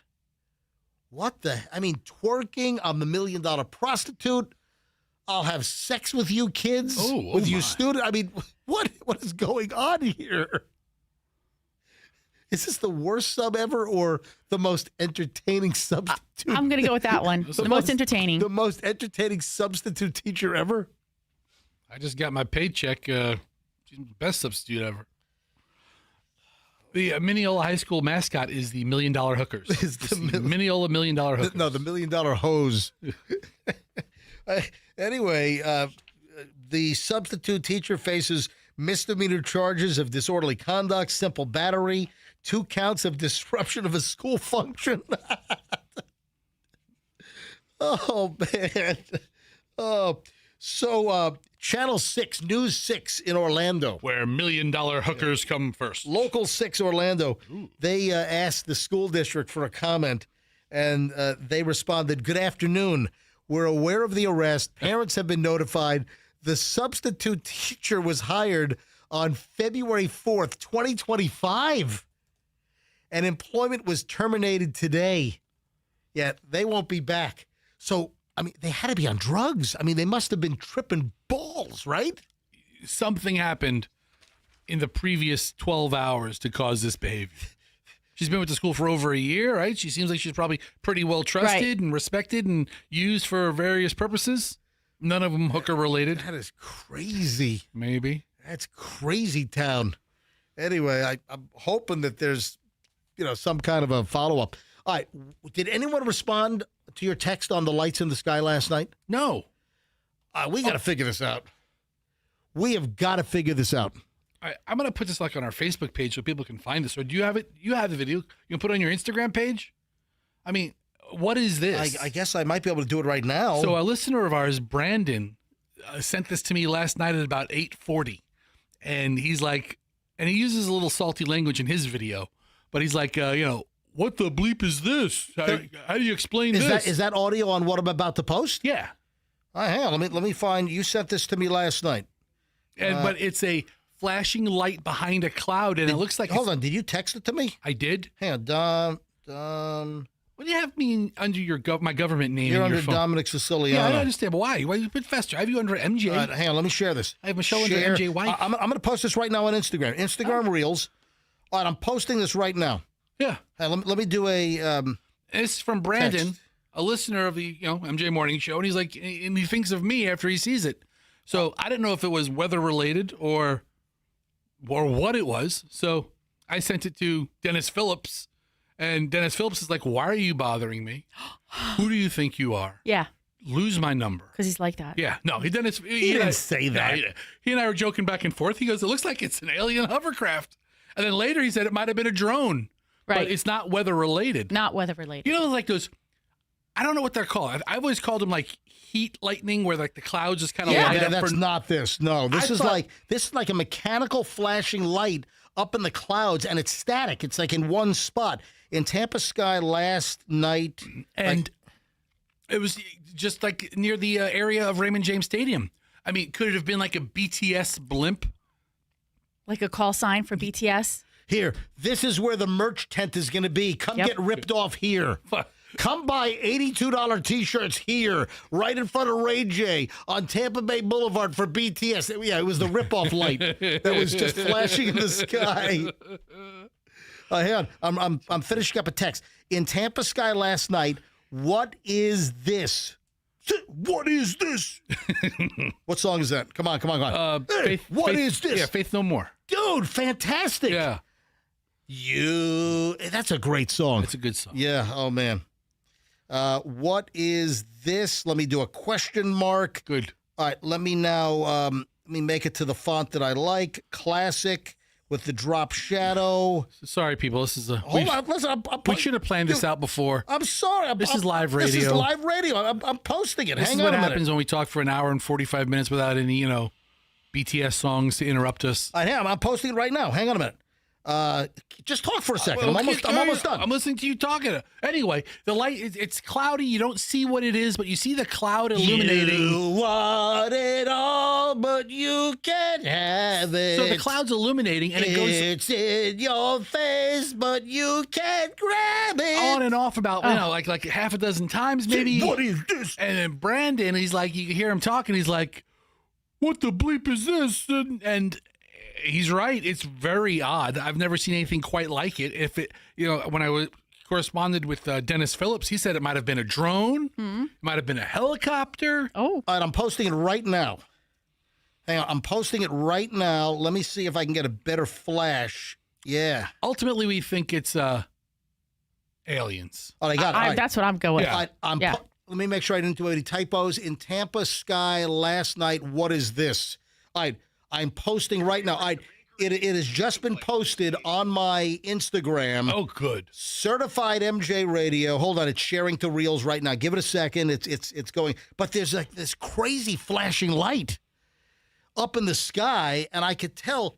I said to Fester right away, I thought it was lightning. It's not lightning. I don't Dude, know. You're a weather moron. Yes. You're a weather idiot. I'm telling you, I don't know what it is. I mean, it's clearly man-made. If it's clearly in the clouds, it's clearly not natural phenomena. It's almost like behind one cloud. So that's why I thought it was like a heat lightning thing. All right, it is posted. You got to go to MJ's Instagram right now just to see this. The video has just been posted on my Instagram. Certified MJ Radio. That is certified MJ Radio on Instagram, and it's like, is that Morse code of? It's like just a flashing. It's not. It's clearly not Morse code, but it's this flashing light in clouds. It's like weird. You got to see the video, and if you don't follow my Instagram, give me a follow right now. If I get, you know what? How many followers do I want? Just one. Just one. Just one. Yeah. If I could get just one new Instagram follower right now, that all I want is one. I'm not being a slimy piggy here. No. All I want is one new follower right now. Certified MJ Radio on Instagram. And go ahead and take a look at this flashing light. And please leave a comment. What the hell is this light in the Tampa sky? The time again was 8:40. Brandon sent me the text. And this was... He's east of Ray J. I mean, you want to call him? This was like in the western sky. You want to call him? He just sent me a text. He's listening. Oh, he's listening right now? Yeah. Oh, yeah, I'll call him. Give me his number. I'll dial him up. Just a mysterious like light in the sky. It's little. It's that I think that's a 908 area code. I don't know where that is. But yeah, so this, I mean, out of the blue, and this is the best part, honestly. That's the best part about the MJ Morning Show listeners. They see things, and the first thing they think of is Call you. Call Fest. You send it Text to or send it to MJ or DM MJ. How many emails or texts does he get in a day of just things that we could use for the show? Hello? Hello? Brandon. Yes, sir. We're live on the air. Oh, how you doing? All right. All right, so Brandon, I just posted your Instagram video. I just posted your video on my Instagram. Is that okay? Yeah, that's perfect. All right, I'll get you the information. I'll credit you in the comment area a little later on. All right, so Brandon, we don't know what this is, and then Fester called Dennis Phillips Mr. Suspenders from Channel 28 from Tampa Bay 20, and Dennis said no, it's not weather related, but just weird. This white flashing light. Now I posted your video, which is I think 17 seconds. How long did it go on for before it stopped? I'd say another 5 seconds after I cut the video. Yeah, that is just weird. And to illuminate a portion of this cloud up in the sky, I mean, I don't know what the explanation is. I've never seen anything like it. No, me neither. And then It really Brandon, was. It was crazy. It's almost like the bat signal is having a seizure. You know? Right. It's weird. Like an epileptic Batman. Yeah, something. Yes. All right. So, Brandon, it went away as quickly as it came. Yeah, exactly. Wow.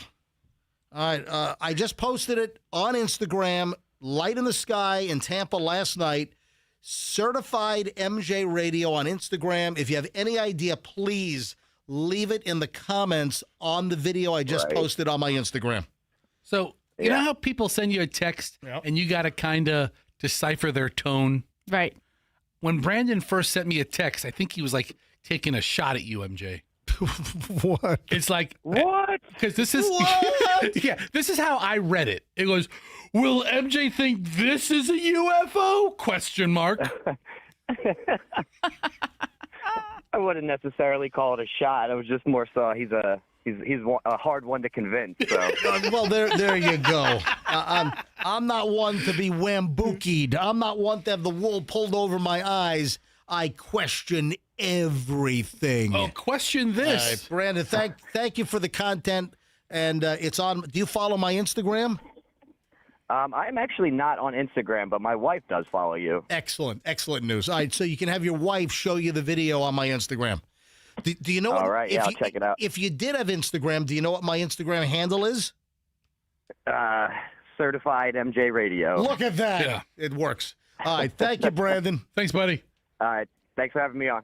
You bet. I'm hoping that somebody in the comments section on this video reveals it. Give us an idea, because we don't know. He can't have been the only one to see it. No. I mean, it's up there. I'm surprised that nobody else has been talking about it, that it's not on the news. Yeah, what the hell was it? Right. It was crazy. All right, thank you, everybody. Thank you, Brandon. Thank you, all listeners right now. Yes. While we were off yesterday, we got the news. The MJ Morning Show, #1 radio morning show in the Tampa Bay market for March. So the March ratings came out.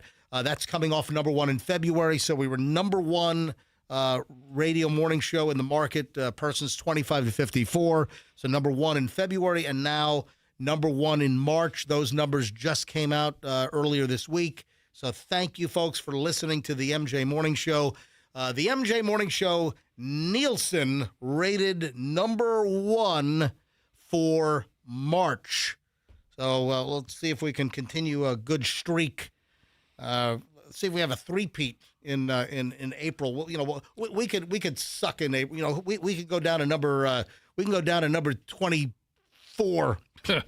There's 24 radio stations in town? Yeah, it's like 36 or 40. I don't know. Anyway, I mean, I'm sure all this UFO propaganda that we're putting out there is going to help. Oh yeah, this is big stuff. Yeah. Anyway, thank you, folks, for listening to the MJ Morning Show, and thank you for making us #1. All right, moving along. And I got to figure out where, because listen, I was off yesterday, so I've got just tons of crap. So I got to figure out, where to squeeze all this stuff in. So, what was the? There was something that you wanted to bring up. Was it? What I did? Yeah. About what? Now there was something. I'm trying to remember what it was. There was something you wanted to bring up, and I thought it was pretty interesting. I'll think of it later on. When you do, let me know what I was thinking. I promise I'll let you know. It wasn't the new show that I told you we started, was it? So we have more information. No. Michelle, can you decipher this? I wrote it. Hang on. Hang on. Oh, I didn't know you were walking away from your microphone. Can you tell what I wrote there? Yes, I know what that is. What is it? Somebody licked something. Oh, that's what it was. Oh, no, Fester, that was not, it's not. I want to talk about people licking things all the time. No, it's, I tell you what it is. I want to do a whole show on people licking things. I know what it is now. It was not you. Oh. I made a note, and I couldn't even read my own freaking writing. I'll do a podcast on people licking things. It's Bailey. She's going to be our first guest. No, Bailey's got a story about licking. What'd you lick? So, hold on a minute. Did your parents know they send you to UT for 4 years just to have you lick things? All right, listen. Fester, stop interfering with the story. So, Bailey, now, how did this come up? I was talking about. Is my mic on? Yeah. Okay. Yeah. Turn your headphones up. I was talking to someone and they brought up that 20 years ago they called into the MJ show and talked about licking. Hold on. Somebody called us 2 decades ago and the content was about licking? Yes. So you ran into somebody. Right. And you let them know that you're an intern on the MJ Morning Show? Yes. And they said, hey, I called that show 20 years ago and told a story about them licking something. All right, you got to hear this. Tell the story on what they licked. MJ asked people to call in about what was the worst thing that they did as a server. And the person I was talking to said they called in and stated that a person came into the restaurant really late and were being rude. So they licked the roll and served it to them. Licked the roll? Yeah, like the bread basket. The bread basket, the server. So this person that Bailey ran into locally found out that she's an intern on our show and said, hey, I called into the MJ Morning Show 20 years ago. They were asking, what's the worst thing you've ever done as a server?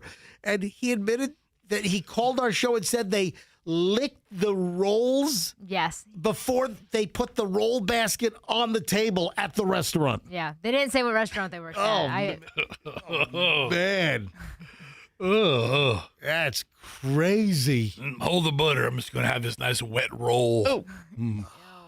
Oh, man. I like roll with a smear of loogie on it. I mean, that's food tampering. I mean, that could be, is that a felony? I mean, if Michelle, you look, I think it would be. Look up food tampering. I think that could be felonious. I mean, what, are they going to do a DNA swab on the roll, call CSI Tampa to come down? I mean, 20 years ago. It's kind of like, spitting in somebody's drink, right? Yeah, first-degree felony, tampering with food. It's pretty disgusting. Is this person like normal, or they have a screw loose, or what's the deal? Pretty normal. I think normal people do out-of-character things every now and then. Yes, 20 years ago. It's like a little more, How old are they now? They have to be 40s. Oh, so this was when they were in college. They were saying they were working at some, restaurant gig, like while they were in college, man. Yeah, so and if it was 20 years ago, so they have to be like 40 something. Right. That's terrible. That's terribly terrible. That's terrible. That's totally terrible. Hey, speaking of terrible, we have a little more information on the Mustang that caused the rollover flatbed tractor trailer crash on 75 South at State Road 64 in Manatee County. Remember, we kind of had the breaking news on that. That was Tuesday morning. Yes. We had the early breaking news that the driver was apprehended because we had a listener that said, oh, yeah, that Mustang they're looking for that caused the crash and then fled the scene on I-75 South. Oh, I see that car all the time down near Parrish, in the Manatee County area. And then I said to the caller who called us at like 6:30 in the morning or so, I said, you got to call FHP right now. Right. Call star FHP on your cell. Call them immediately and let them know that, you see this car in a certain spot. And they called FHP, and FHP said, thank you so much, but we've just made an arrest. An arrest has been made. And then we had information. Then we had the listener. We had the public information officer. We had the trooper for Manatee County, the PIO for Florida Highway Patrol. He came on the air and confirmed that it's an Atlanta Braves baseball prospect, 18-year-old catcher. And here now we have more information has rolled out. Hey, Andrew, can you do me a favor? Andrew, can you set up the chair and the headphones over there? Robert Davi's entered the studio. All right, so we have a little bit more information here that the team turned him in. What? Yes. Wow. This kid has wrecked his life. 18-year-old Atlanta Braves minor league catcher was arrested for causing that crash and then leaving the scene of the fatality. I mean, leaving the scene of the crime was the biggest charge. Which killed a semi-tractor trailer driver hauling a flatbed with like these giant spools of some material, and the damn thing flipped over. And the word is that it was a father of 4. Yeah. That perished in this crash, and then this 18-year-old Atlanta Braves minor league catcher has been arrested. Yeah, Jonathan Morales. Yeah, guess what? What is the status of your potential Atlanta Braves career? Over. Yeah, done. Not good. You're out. Done. What's the kid's name again? Morales? Jonathan Morales. He's an 18-year-old man. Yeah, Jonathan Matos Morales, and he's from Cocoa, over on the other side of the street, and state, other side of the state. Or Thank street. You. I mean, depends where the street other is. Other side of the state. So the Florida Highway Patrol, they found the car, they impounded the car, and they've arrested this 18-year-old kid for vehicular homicide. Man, this kid might spend a good portion of the rest of his life in Florida State Prison. Wow, you can be on the prison, but you can be catcher on the prison baseball team. So according to the Florida Highway Patrol, more information, the Braves minor league operation turned him in because the news was all over the place, and they spotted the Mustang in the parking lot at the training facility. So he just goes to practice? Yeah. Like nothing happened. Yep. And they, the reports were that this was a dark-colored Mustang, that it had louvers in the back window, and that it had one of those camera pole sticks, like for a GoPro on the back of the car. So there were a couple of really recognizable features on this vehicle. So, wow, booked into the Manatee County Jail, and this is crazy. It's a terrible story all the way around. They're also reporting that the kid, this 18-year-old, comes from a family of very limited means. Well, Jonathan himself works within the Atlanta Braves farm system, makes $1,400 every other week, according to his lawyer. Okay. Listen, that has no bearing on any of the actions or incidents or things that happened in this incident. But dash cam video showed this guy driving like an ass clown. I mean, just weaving in and out of traffic, just dangerously. And when you see some crazy, and we see it all the time. Right. Michelle, we're on the Howard Franklin Bridge. Fessa, we all are. Yeah, every day. We come to work in the morning. How often do we see maniacs at 5 o'clock in the morning on the bridge driving like total a-holes? Every day. It's all, and then on the way home. I mean, I'm doing 65, right? And we have people passing us at, 100? Easily. All the time. And you say, oh, my God, that guy is going to cause an accident. And sure enough. That's what you think, yeah. I'm sure the people down in Bradenton said, oh, look at this maniac in this Mustang. He's going to cause an accident. And then right in front of them causes an accident, and a huge flatbed tractor trailer flips over. Did you see the cab? The cab where the driver was crushed. And rolled over. I mean, the guy just didn't survive. And it was carrying 2 heavy industrial spools. I don't know if it was cable or wiring. Something. Or sheet metal or whatever it was, but it just what a tragedy. And this guy, Morales, he stopped for like a blink and then took off, fled the scene. No matter what the situation is, you're always better off staying at the scene. Absolutely. Or if you remove yourself from the scene, call immediately and say, hey, that was me. Yeah. Right. I'm here now. come find me, come and get me, I'm ready, whatever. And then let the process unfold. Yes, but you're acting from sanity. Yes, I'm talking to the people. God, what is I'm that? with you. What is that deep baritone voice that just... Yo.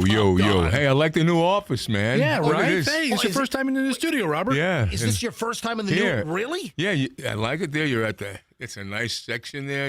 It's good. I'm at the head of the table, man. You're at the head of the table where where I you am. belong, baby. All right, so how crappy was our last studio? It was a hellhole. I didn't want to say. No, it was just this position is it's bigger, it's nicer, it's set up. You're not crammed in crazy, right? Right. State of the art. This is what you deserve. Isn't Number this one nice? radio station in Tampa. Yeah. Absolutely. Yeah, absolutely, 100%. This is good. Now you just need some pastries and another cup of coffee over here. Yeah. Well, I'm trying to get a couch for the corner. That would be nice. Yeah, I'm telling you. Yes. Oh, Michelle and Fester, they're like, you don't need a couch. No, we tell them we need Get a couch. little couch. It would be nice. Yes. Guests and people sit down. And a little end table. End table, Yes. couch, a little flower. Exactly. You don't know? get it, Robert. I'm all for the couch. What are you not against? He's the worst person to go couch shopping with. Oh, yeah. Just go to Rooms to Go. That's what I said. We've got a guy that owns a furniture store out in Lakeland. Oh, good. And he wants to get us a couch, but I've already said no to like 15. 25 of them. All right, 25. I was going to say 15. No. Well, what are you looking for in a couch? A shorter, because we don't want a huge couch in there. No. I think black leather would go nice in here. Okay, black leather. Yeah. That's Well, you what could I'm also thinking. have a black leather or a certain kind of blue. Right. I got for our guest room. We got a beautiful blue couch from Rooms to View. Rooms to Go. Rooms to Go. On sale. Yeah. Now, the Lakeland guy. I want to go to Rooms to Go and get one of the recliners from the Shaquille O'Neal collection. Yes. Oh, with the built-in fridge and cooler. Dude, what if we put a big recliner in the corner? Because you'll be in it all the time. During That's where you'll move your microphone. Oh, you know what? I'm joke. teasing you. That's I no know. joke, dude. I know, brother. I know. You know Can't what pound that else? thing. Let me tell you what else we need. We need a liquor cart like in Mad Men. Yes. That's what we yeah. need. We need a liquor cart in here. Michelle, can you buy us a liquor cart on like Wayfair or something? Sure. And let's stock it up. I wish it was that easy. Now, around you here. were talking about traffic and this poor guy there. Oh, let me introduce you. So, for those that don't know, Robert Davi, actor. Robert Davi moved from Hollywood to the Tampa Bay area, has become a friend of the MJ Morning Show because you first got in touch with us. Yes. Because people said with the whole pickleball problem out in Apollo Beach, you had a bunch of people in your community said, hey, you need to get on the MJ Morning Show. Yes. And that's how we first met. Joe Lopez, my floor guy, says, Yeah. hey, MJ in the Morning, #1 radio show. And then other people said it. And there we made a phone call and got involved here. So Robert Davi, you know him as the Bond villain in License to Kill, great James Bond movie.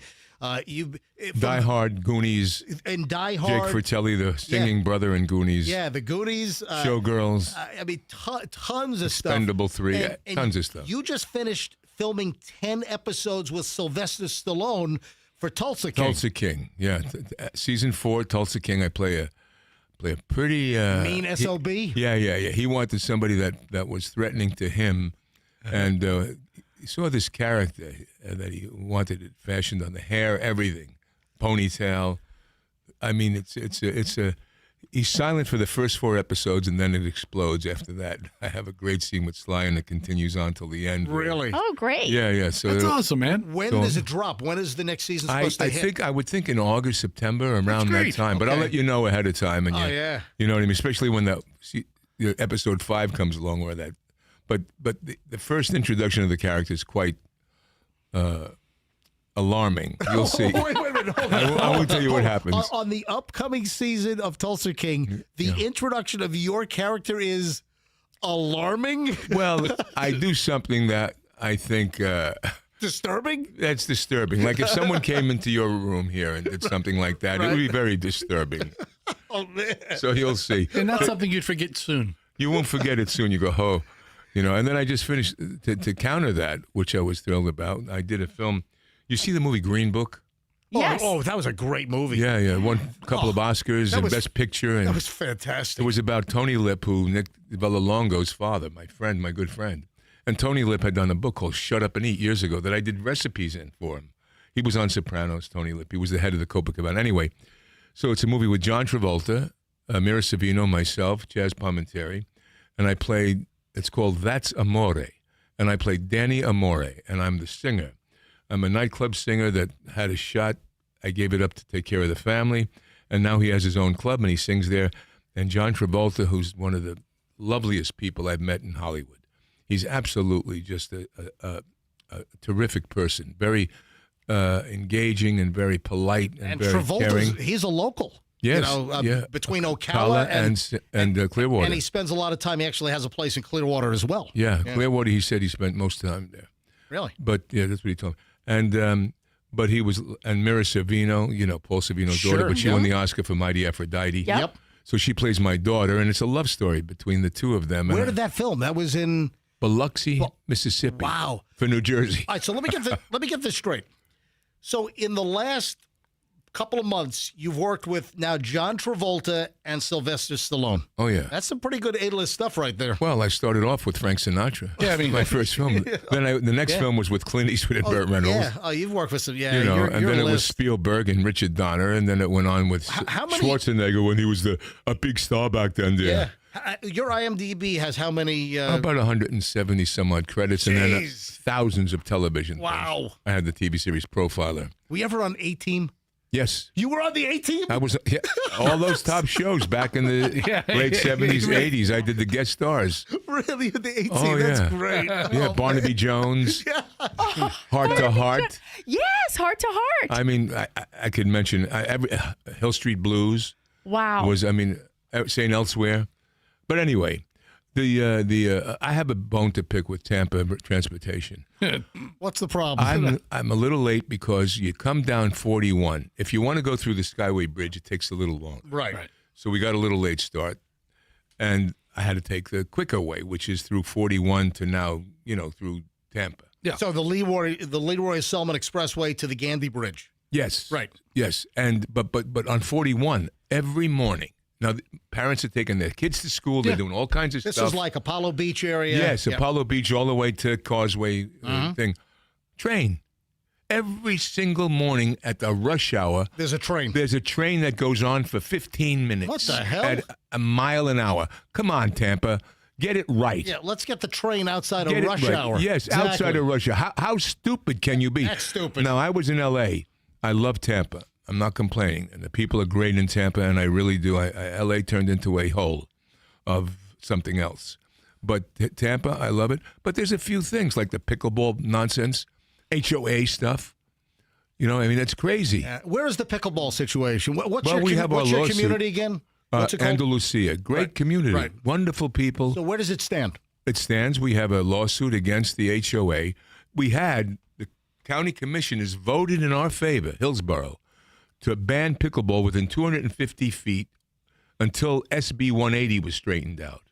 But SB 180, because it was overinterpreted, stopped it.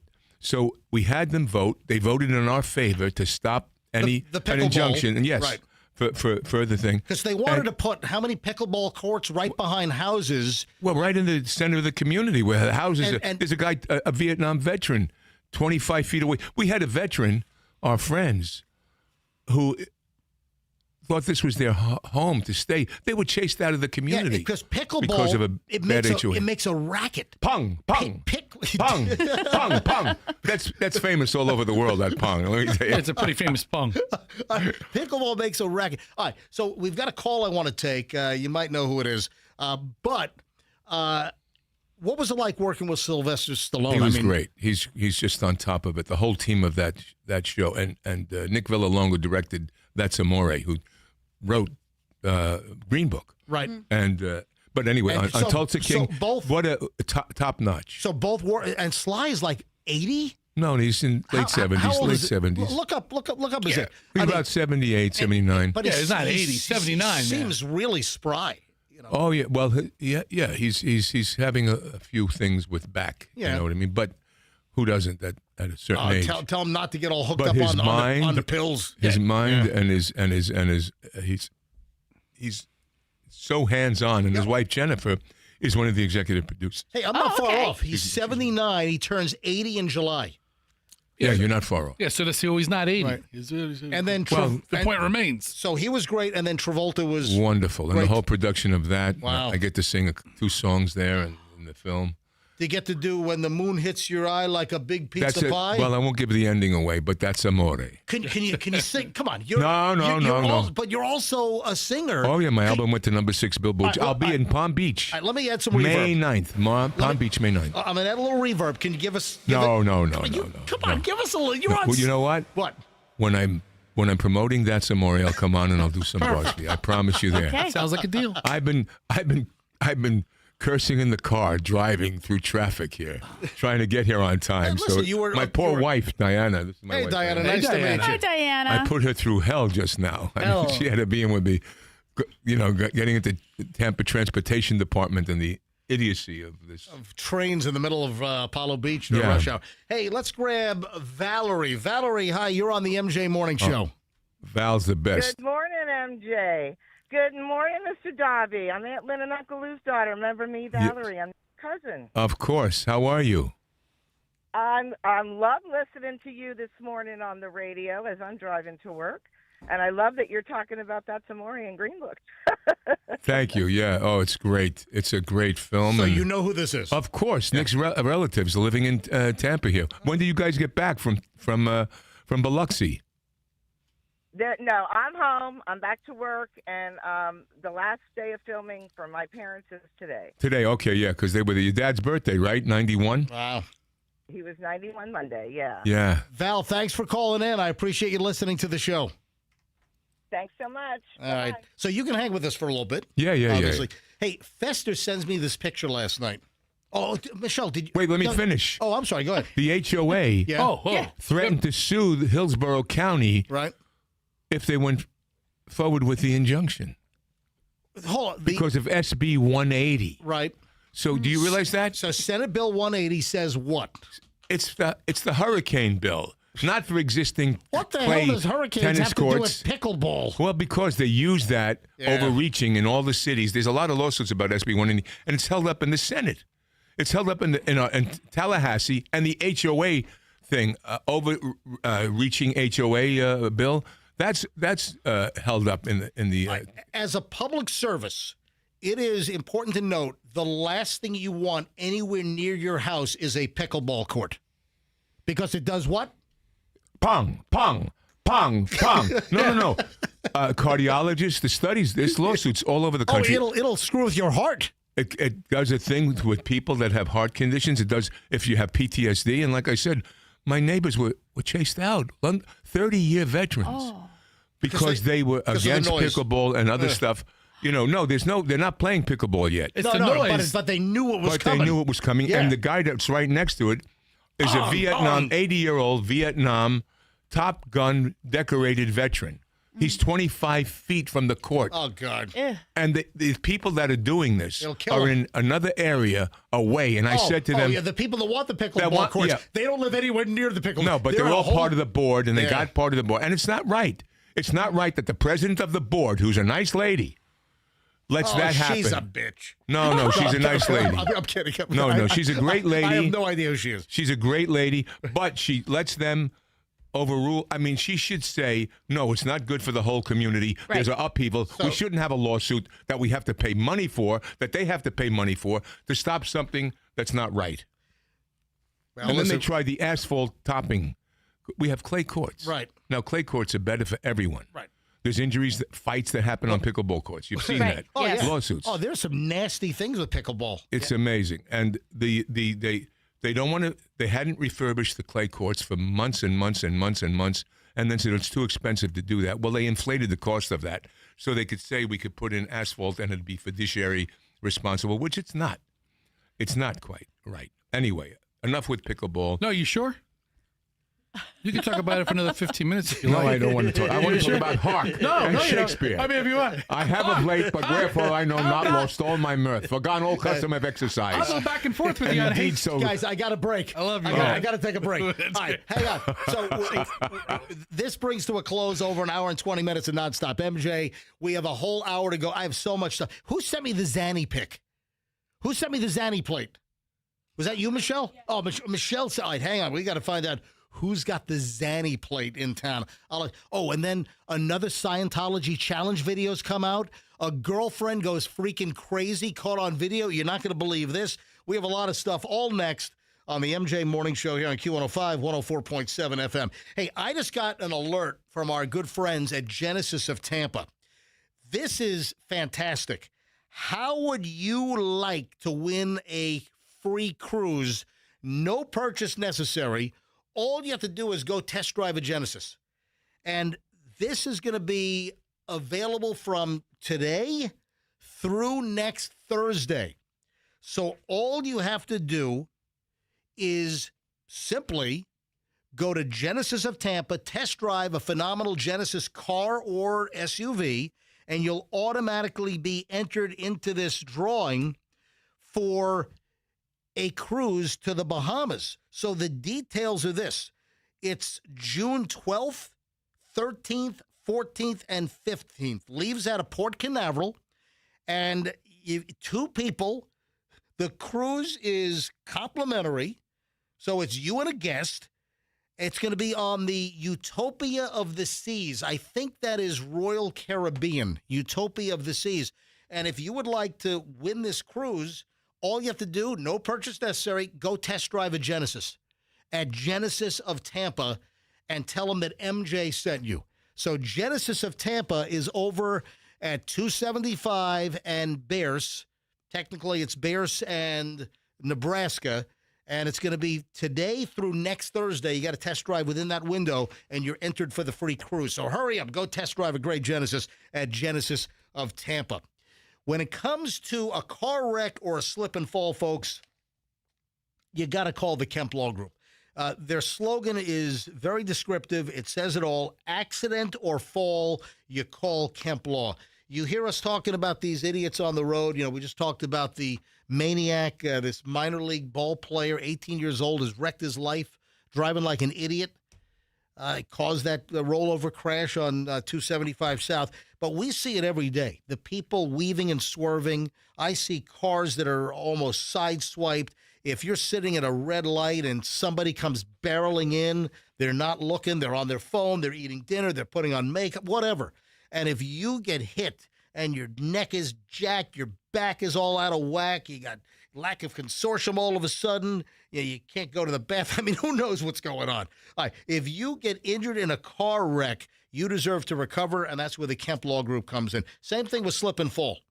Accident or fall, you call Kemp Law and tell them that MJ sent you, and you don't pay a dime until they recover for you. KempLaw.com. So we are coming into the oppressive days of summer. You know, we've been lucky. We've had some hot days, but the humidity hasn't quite been here yet. Oh, it's coming. So the heat, the humidity, we're getting into May and June, August, you know, the July. I mean, it's about to get hot. And when your air conditioning is busted, what do?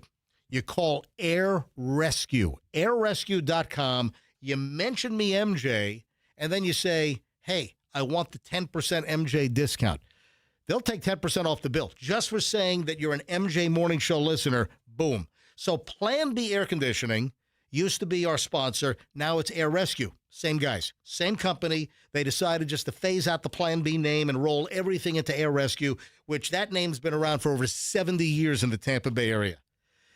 If they're not there on time, they wipe the diagnostic fee off your bill. So that's why their phone number is 888 never late.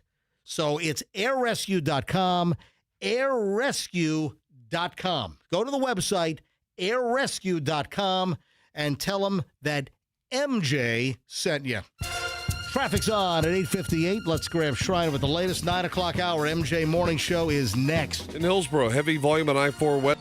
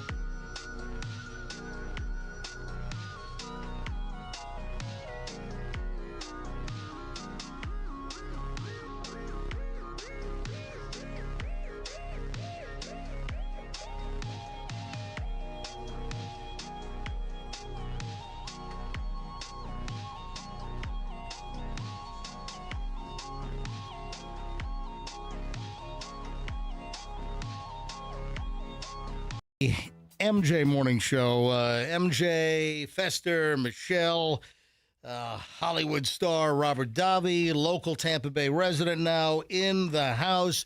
Bailey, the intern. You remember Robert from Goonies? Didn't you once say that? It was Hot Chicks. Oh, Hot Chicks. With Robbie Schneider. Oh, wow, that's that's where you know him from. Yes. A lot of kids love the Hot Chicks. Yes. And I played Bailey Malone in Profiler. Remember we talked about that briefly? That's right, Bailey. The Hot Chick. I have a line that everybody remembers. If you ruin April's night, I'll have you committed. you know, Bailey graduates University of Tampa in just a couple of weeks. Yeah. Congratulations. Thank And you. what's your major? Design and advertisement. Perfect. Yep. Perfect. You can advertise and design for me. Yeah. Sounds good. He needs both of those services. Right. Michelle, you found this on one of the Tampa Reddits? Yeah, well, it just pops up in my feed. I didn't go looking for it. Once How you- would I know to find yeah, that? On Reddit, once you go to a page a couple of times, Right. it appears on your population Well, page. the reason why I'm bringing this up is somebody has a license plate Zanny, and that is kind of the nickname for Xanax, right? I'm surprised that this license plate is not on the no issue, the banned license plate list. Every state has it. In fact, we did a story a long time ago. There's a company that actually, they have all of the crazy combinations or trying to use numbers to sound like letters and to spell out bad words. Or if you want to get a personalized license plate, Robert, so like backward, forward, there's a company that actually puts together all of the combos of license plates that could be offensive. Because, you know, this, if for vanity plates, if you want to get a special thing on your plate, they have a list of banned items that they will not let you get. So here, this is a Florida plate, and it happens to be on a USF Bulls. This is a USF license plate with, you know, the horns, and the plate is Zanny, Xanny, Zanny. So. Is it Xanax? Is that why? Yeah, it's a drug thing? It's for Xanax, because that's the nickname for Xanax. Oh, it's The Zanny. Yeah, need a Zanny, need a bar of Zanny. So, yeah, and you know, one of the joke was, hey, here's USF raising the bar for higher, get it? Higher education. So who's driving around town with the license plate Zanny? There'll be kids getting that. Hey, man, you got to get your Zanny license plate. He's probably one of the coolest people on campus. Come on, baby. Come on for a ride with me. The Zanny Mobile. Zanny Mobile. Coming to the Zanny. It's right in the dashboard. Take it what you want. So whoever has the Infinity with the Zanny plate, you're a star. And you were on Reddit a couple of days ago. Somebody, so there's a person with a real plate that says Zanny? Oh, it's not just the thing. Michelle, pass this over. Oh, I thought it was banned. But No, we're asking why it wasn't banned. Why? Look at that. So someone took that picture. In traffic here in Tampa, someone's got a USF plate with Zanny on it. Unless it's an ex-Annie. And they go, no, it's ex-Annie. I'm an ex-nanny or something. Or an ex-nanny. Or ex-New York. Yeah, you know, remember, An ex-New Yorker. You remember Zanny the nanny? Michelle, where did you find the girlfriend? Do you have any information on this? Do we know where it happened? Or no idea. Was she arrested? Oh, God, there is a video. Can you get the video to Andrew? Email the link to the video to Andrew if you can, so Andrew can get this up on mjmorningshow.com, because you've got to see this video. And send it to Fester as well. Send both Fester and Andrew the video so Fester can bring this up. Man, we've got audio. All we know, Michelle found this, a girlfriend apparently goes nuts, and the boyfriend is inside his house, and she throws a freaking, was that a brick? Yeah. Through the front window and then climbs through. It's like there's the front door, then there's like that little piece of like frosted glass. It's like So you see it. The side lights. Yeah, I think those are called the side lights. On, like, you have a front door, and then you might have those two thin glass panels on the side, and she smashes through this with like some kind of a brick or something. Yeah, she throws like a paving brick or something. But then climbs through it. I mean, you got glass shards all over the edges, and then she like side enters. She watched Davy Jones and the Six. Because the girl does that. Really? Yes, the girl that's Elvis's granddaughter, and Lisa Marie's daughter plays the character based on Stevie Nicks, and she does this in the movie. Yeah, I mean, look at in the series. Look at this. Where did this crazy thing happen? We don't know. So I couldn't figure it out. We want more information on this. And then the shards of glass are like shark's teeth, and this young woman just squeezes herself right through it. Right? She goes side profile and slithers through it. I don't know how she's not all. And then she goes in and starts beating on it. Here's the audio. You've got to hear the audio on this and what it sounds like. Tell him to pick me up now. Oh, Andrew, are you sure you bleep this out okay? He's giving me a shrug. Yeah. Well, play it again. Play it again. All right, here we go. Let me start from the beginning. Tell him to pick me up now. You don't tell me what the to do no more, bro. So she's outside. She's still outside. He's inside, and you can hear her through the door. And listen. Tell him to pick me up now. You don't tell me what the to do no more, bro. Look at this crazy ass bitch. Stop! All right. Stop! She was pounding on the door, right? She was pounding on the door. Then you hear, then she throws this brick or something through the window, and then she slithers through it. Really, bro? Really? What is with the really bro? Yeah. I mean, this guy sounds like he's Spicoli from Fast Times at Ridgemont High. He probably That's is. now 56. I think these are like, I think these are both seem like pretty young people. Chill, bro. Oh, I hate when they do the bro thing. Yeah, I hate bro. Chill, bro, to You a know what? woman. My son calls me bro. Yeah, bro. I get that sometimes with my kid. How old is your boy? 21. Right, mine's Yeah. 25. Yeah. How are you with your son? Do you guys conflict sometimes? Not really. really. Yeah, Okay. not terribly, but I got to tell him to knock off the bro thing. I'm like, look, I'm not your bro. No. I mean, cut it. Come on, bro. Yeah. Stop it. You know what? Here's this for bro. Your dorm mates up at NYU, they're your bros. Yeah, Don't bro. call me freaking bro. Right. Yeah, bro. Yeah. He's an unk. It's- Chill, bro. Chill. and then she starts wrecking the kitchen. Really? Chill, bro. Get away from me. And then starts pounding on him. Get off of me, bro. Please, stop. Then delete it. Delete what? Phone. What do you mean? Now she wants him to delete all the evidence of the phone. No way. I mean, that's like domestic violence. That's vandalism. Vandalism is breaking and entering. Destruction of property. Well, is that what she wants deleted, or is there something he did Yeah, who knows? inappropriately? Listen, dude, who knows Is it what's some on that other phone? woman he's lit and she saw something? Man, that's crazy girlfriend stuff right there. Hey, have you heard about the Scientology challenge? No. This is nuts. And of course, we've got a big Scientology thing Yes, here yes. in Clearwater. Yeah. And remember the Scientology out on Hollywood Oh, Boulevard yeah. out in LA? Yeah. So these are kids that have started something called the Scientology Challenge, and they're running into Scientology headquarters and videoing themselves to see how deep and how far into the building they can get. Just kind of like a menace thing, just being nuisances. And you know that we have a problem with all of these folks that are just trying to get content for social media these days to post stuff. They do it to Catholic churches where they come in there. They do it. I mean, they just desecrate. These kids have not been taught. This generation is a generation of permissive. I don't even want to get into it because it's frustrating. I'm sorry. Yeah, so you're a lovely girl. You went to college. You seem wonderful. No, Bailey. she runs through Scientology every weekend. Well, every weekend. You'd never know just by looking at her, Robert. No, there's My no favorite respect. pastime. Yeah. Oh, Bailey. Yeah. No, but there's no respect for things. I mean, these are the kids that run into a store and steal. They'll steal. They'll rip you off. Now we have the latest Scientology run, and now you have copycats that are trying to get into. So they're turning this into an online challenge. Can you get into Scientology, get past like the securities folks and past the front desk, and how deep into their offices can you get? And it's called the Scientology Run. And I find this pertinent because the Scientology's world headquarters are in downtown Clearwater. Yeah. I mean, they've taken over the freaking place. But here, listen. Oh, they have one of those air horns. So this group, they've stepped it up. Fester, you know the air horns? Yeah, of course. So listen to this. They're blowing an air horn as they're running through Scientology.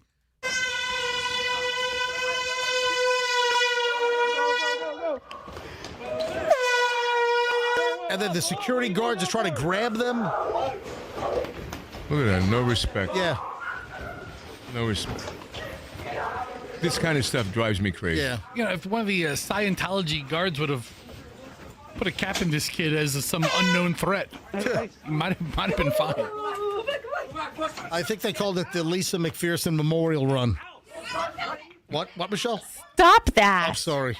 No, wait, who's Lisa McPherson? That's a long story. Look it up. Yeah, look it up. Yeah, that's a whole different story. Yeah.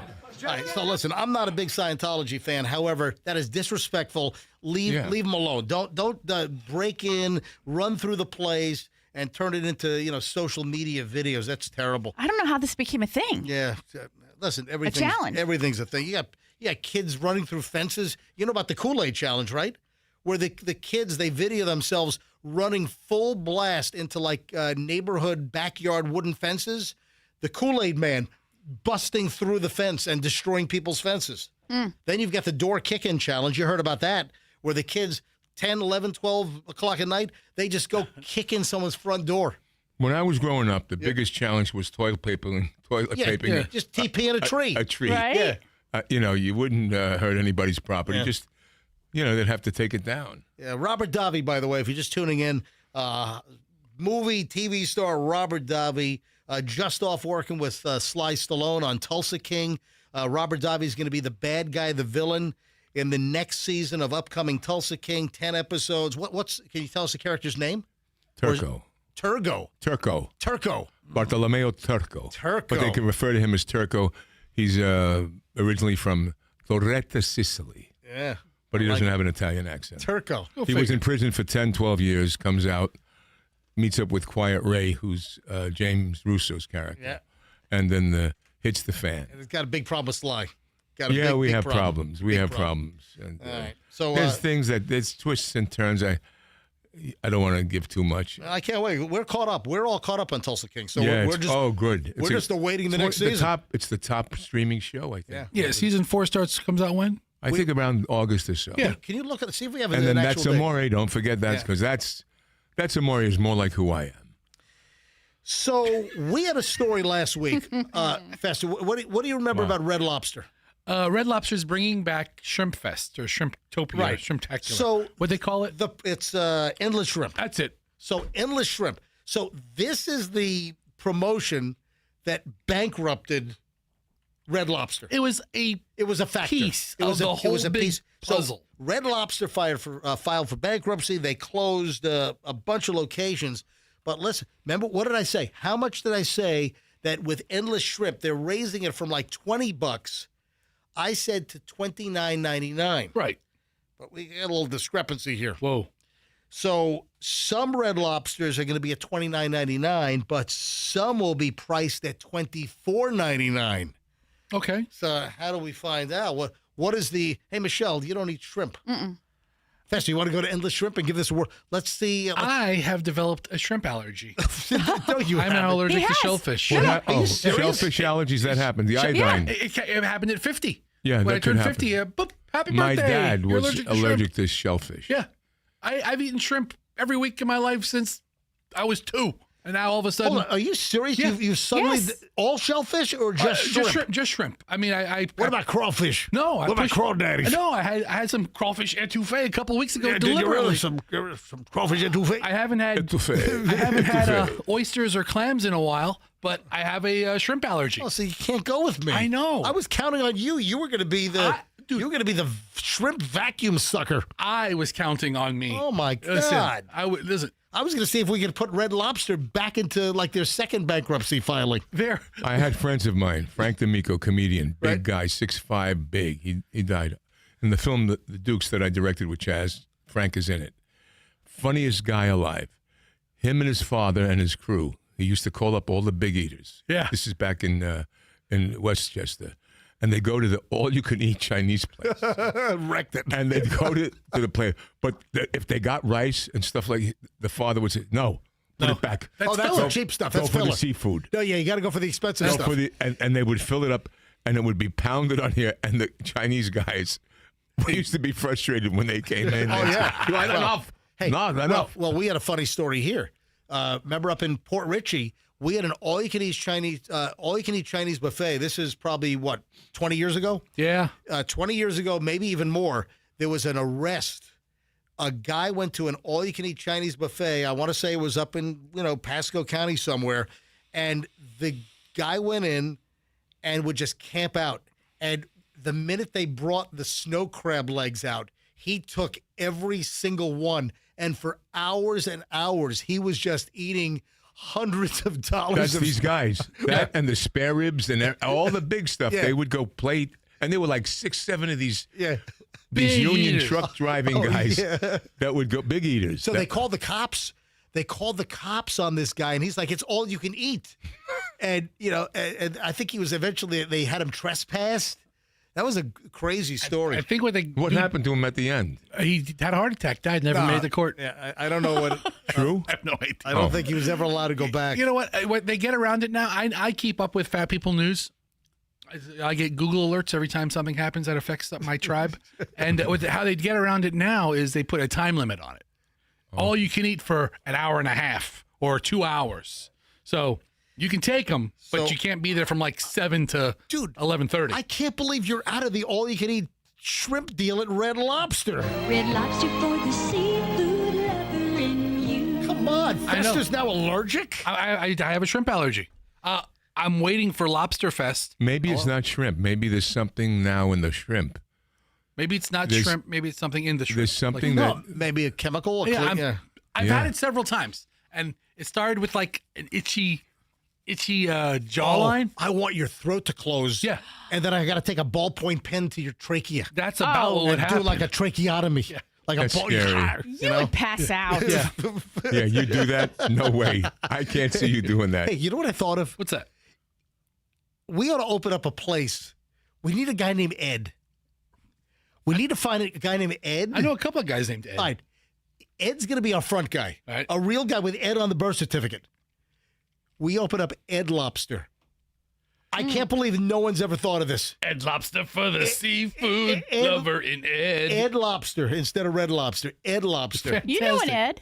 I do. I know an Ed. Yeah. I know All several right, Eds. all right. I'm lost. What? Forgive me. Maybe it's generational. What? the heck is Ed Lobster? Ed, why Ed Lobster? Is there an ad with that? It would be almost a direct copy of Red Lobster. Yeah, we just Ed Lobster. the owner is Ed. I'm It's- slow we'd be like, in the morning. We'd be like a generic version of it's Red Ed Lobster. I got you. Ed Lobster. Ed Lobster. Okay. the game would be how Right over my head. how quickly would we be served with a cease and desist, or Instead of Cheddar Bay biscuits, we serve like Cheddar Ed rolls or something. Ed Cheddar rolls.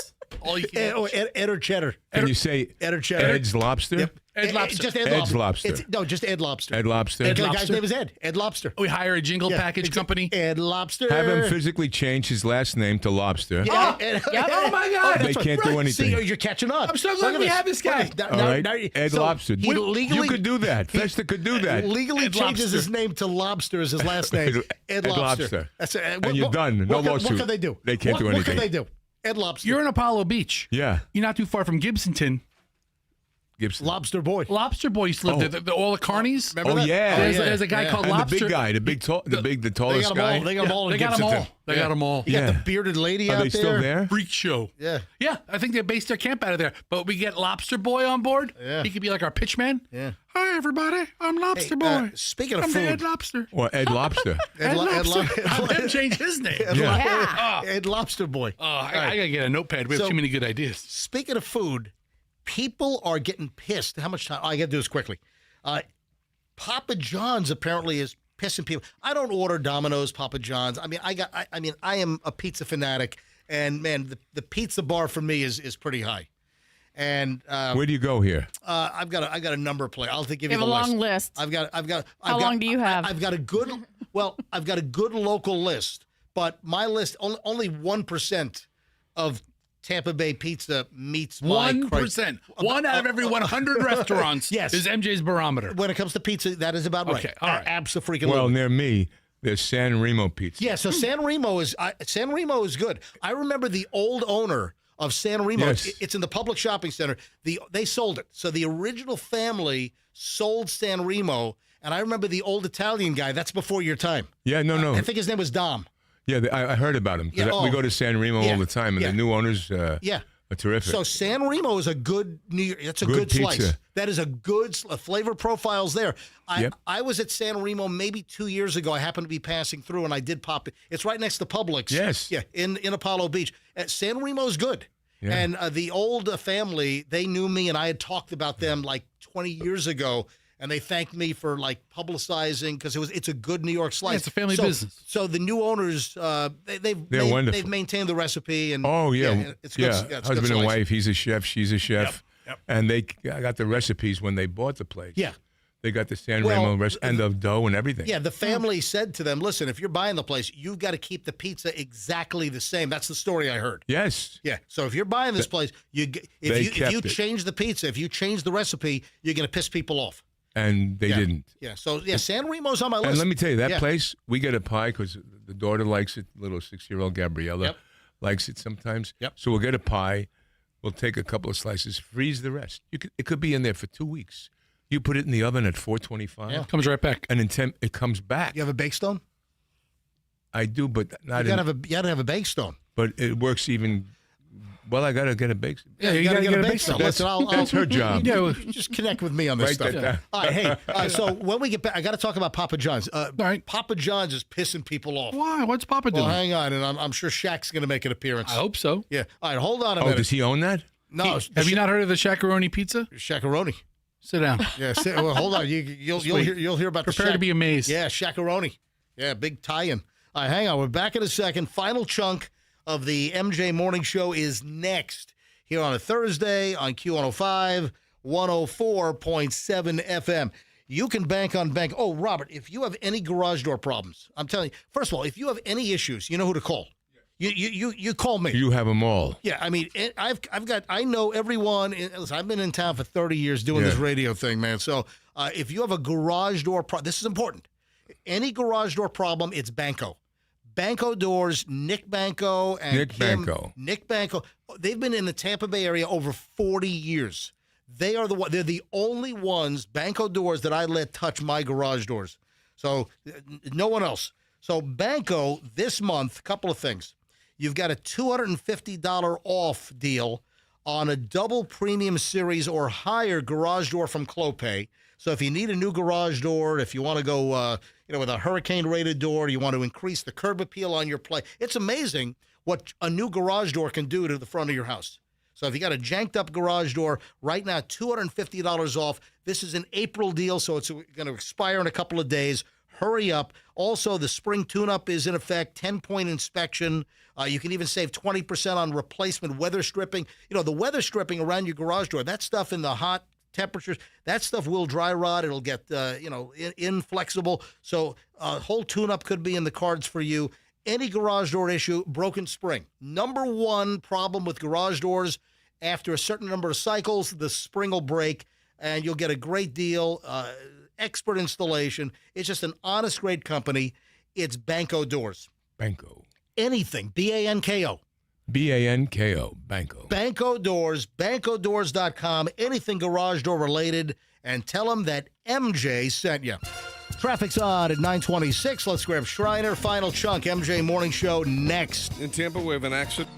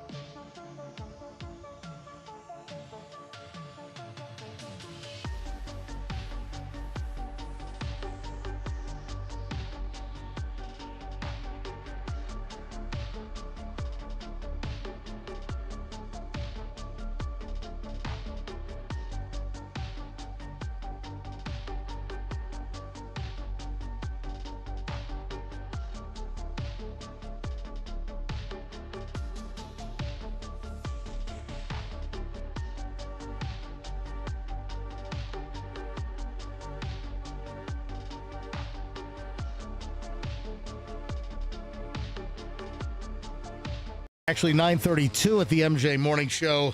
Michelle's like rolling her eyes because I'm now in a big pizza discussion off air during the commercial You got to break. try Joey's Brooklyn Pizza in St. Petersburg. My friend Quinn Duffy is one of the owners of it. He's an actor. He was also in That's Amore. Do you want me to take you on a pizza crawl? We're going to have to do that someday. All right, I got to take you, a pizza box. We'll have a bite. Pizza box on And go to Central. the next joint.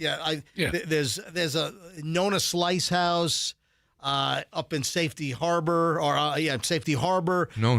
I heard about that. My neighbors that left announced they love Safety Harbor. Yeah. And they told me about Lori and Greg, and they told me about this great pizzeria. Nona Slice House. So yes. Nona's up there. They're phenomenal. I got to take you on a crawl. I found a great wood fire place. Monte, the guys are from Italy. Monte just opened up here in St. Pete.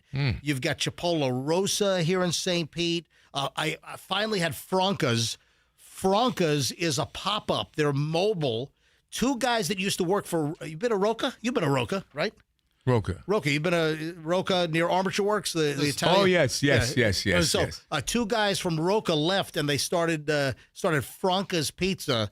I have a video I'm going to post. I haven't edited the video yet, but I finally had Franca's Pizza last weekend. I'm like, oh, this is good stuff. Really? It's fantastic. All right, you go and have a boring-ass time with him. And then I'll take you out for a pizza tour. And we'll go out to Papa John's, Little Caesars, and we'll order a $7.99 carry-out from Domino's. How about crazy and bread? then we'll get a God stuffed. bless you, Fester. I don't eat that kind of We'll a get pizza. the stuffed crust pizza from Pizza Hut. Good, you get that. You get that pizza. No, me. I'm going to shut your freaking mic off. Listen, is what I'm going to do. After we go to Pizza Hut, we'll go to ABC Pizza. That's sacrilege. You know, you get the ABC I'm sorry. Pizza. God bless them all. They should do Extra business. good when you put the ranch dressing on it. Oh, my God. So good. Oh, stop. Yeah, my kids do the ranch dressing. Yeah. They're idiots. That's ridiculous. So Thank you. good. They're idiots. Look at that. His own kids are idiots. So Idiots. good. All, Yes. all this dipping stuff, and I mean, just leave pizza alone. Leave. I mean, We're purists. even listen. I'll eat pepperoni, but even Yeah. Pepperoni is Or good. listen, you hit a place like Zupardi's up in West Haven, Connecticut. You get the sausage because they homemade in-house sausage. It's out of control. So listen, I'll do some toppings, but the whole dipping pizza and freaking No, they ranch do that. dressing. What is wrong with My you? sons, my daughters, they all dip it in ranch. I says, that's because you're half Italian. The other half is Norwegian and Norwegian, Swedish and something else. And all the Irish. other stuff. You said idiot. The And other half is idiot. My daughter is half Estonian. The other one. I don't know. But my daughter Gabriella, our 6-year-old, she won't put ranch on the pizza. No. She wants daddy's pasta. I have to make her aglio olio. Yeah. Olive oil and garlic. Yeah. She calls it daddy's pasta. So I make my own pomodoro with San Marzano. I make my own. It's you do? It's a 4-hour cook. Yeah, my mom used to. I didn't. I make my pomodoro gravy, whatever. Who taught you? I taught myself. Taught myself. I make a cacio e pepe that will knock your cacio socks pepe. off. You ever been to Rome? Yes. I bet the place where it came from. Yeah. Cacio pepe. Yep.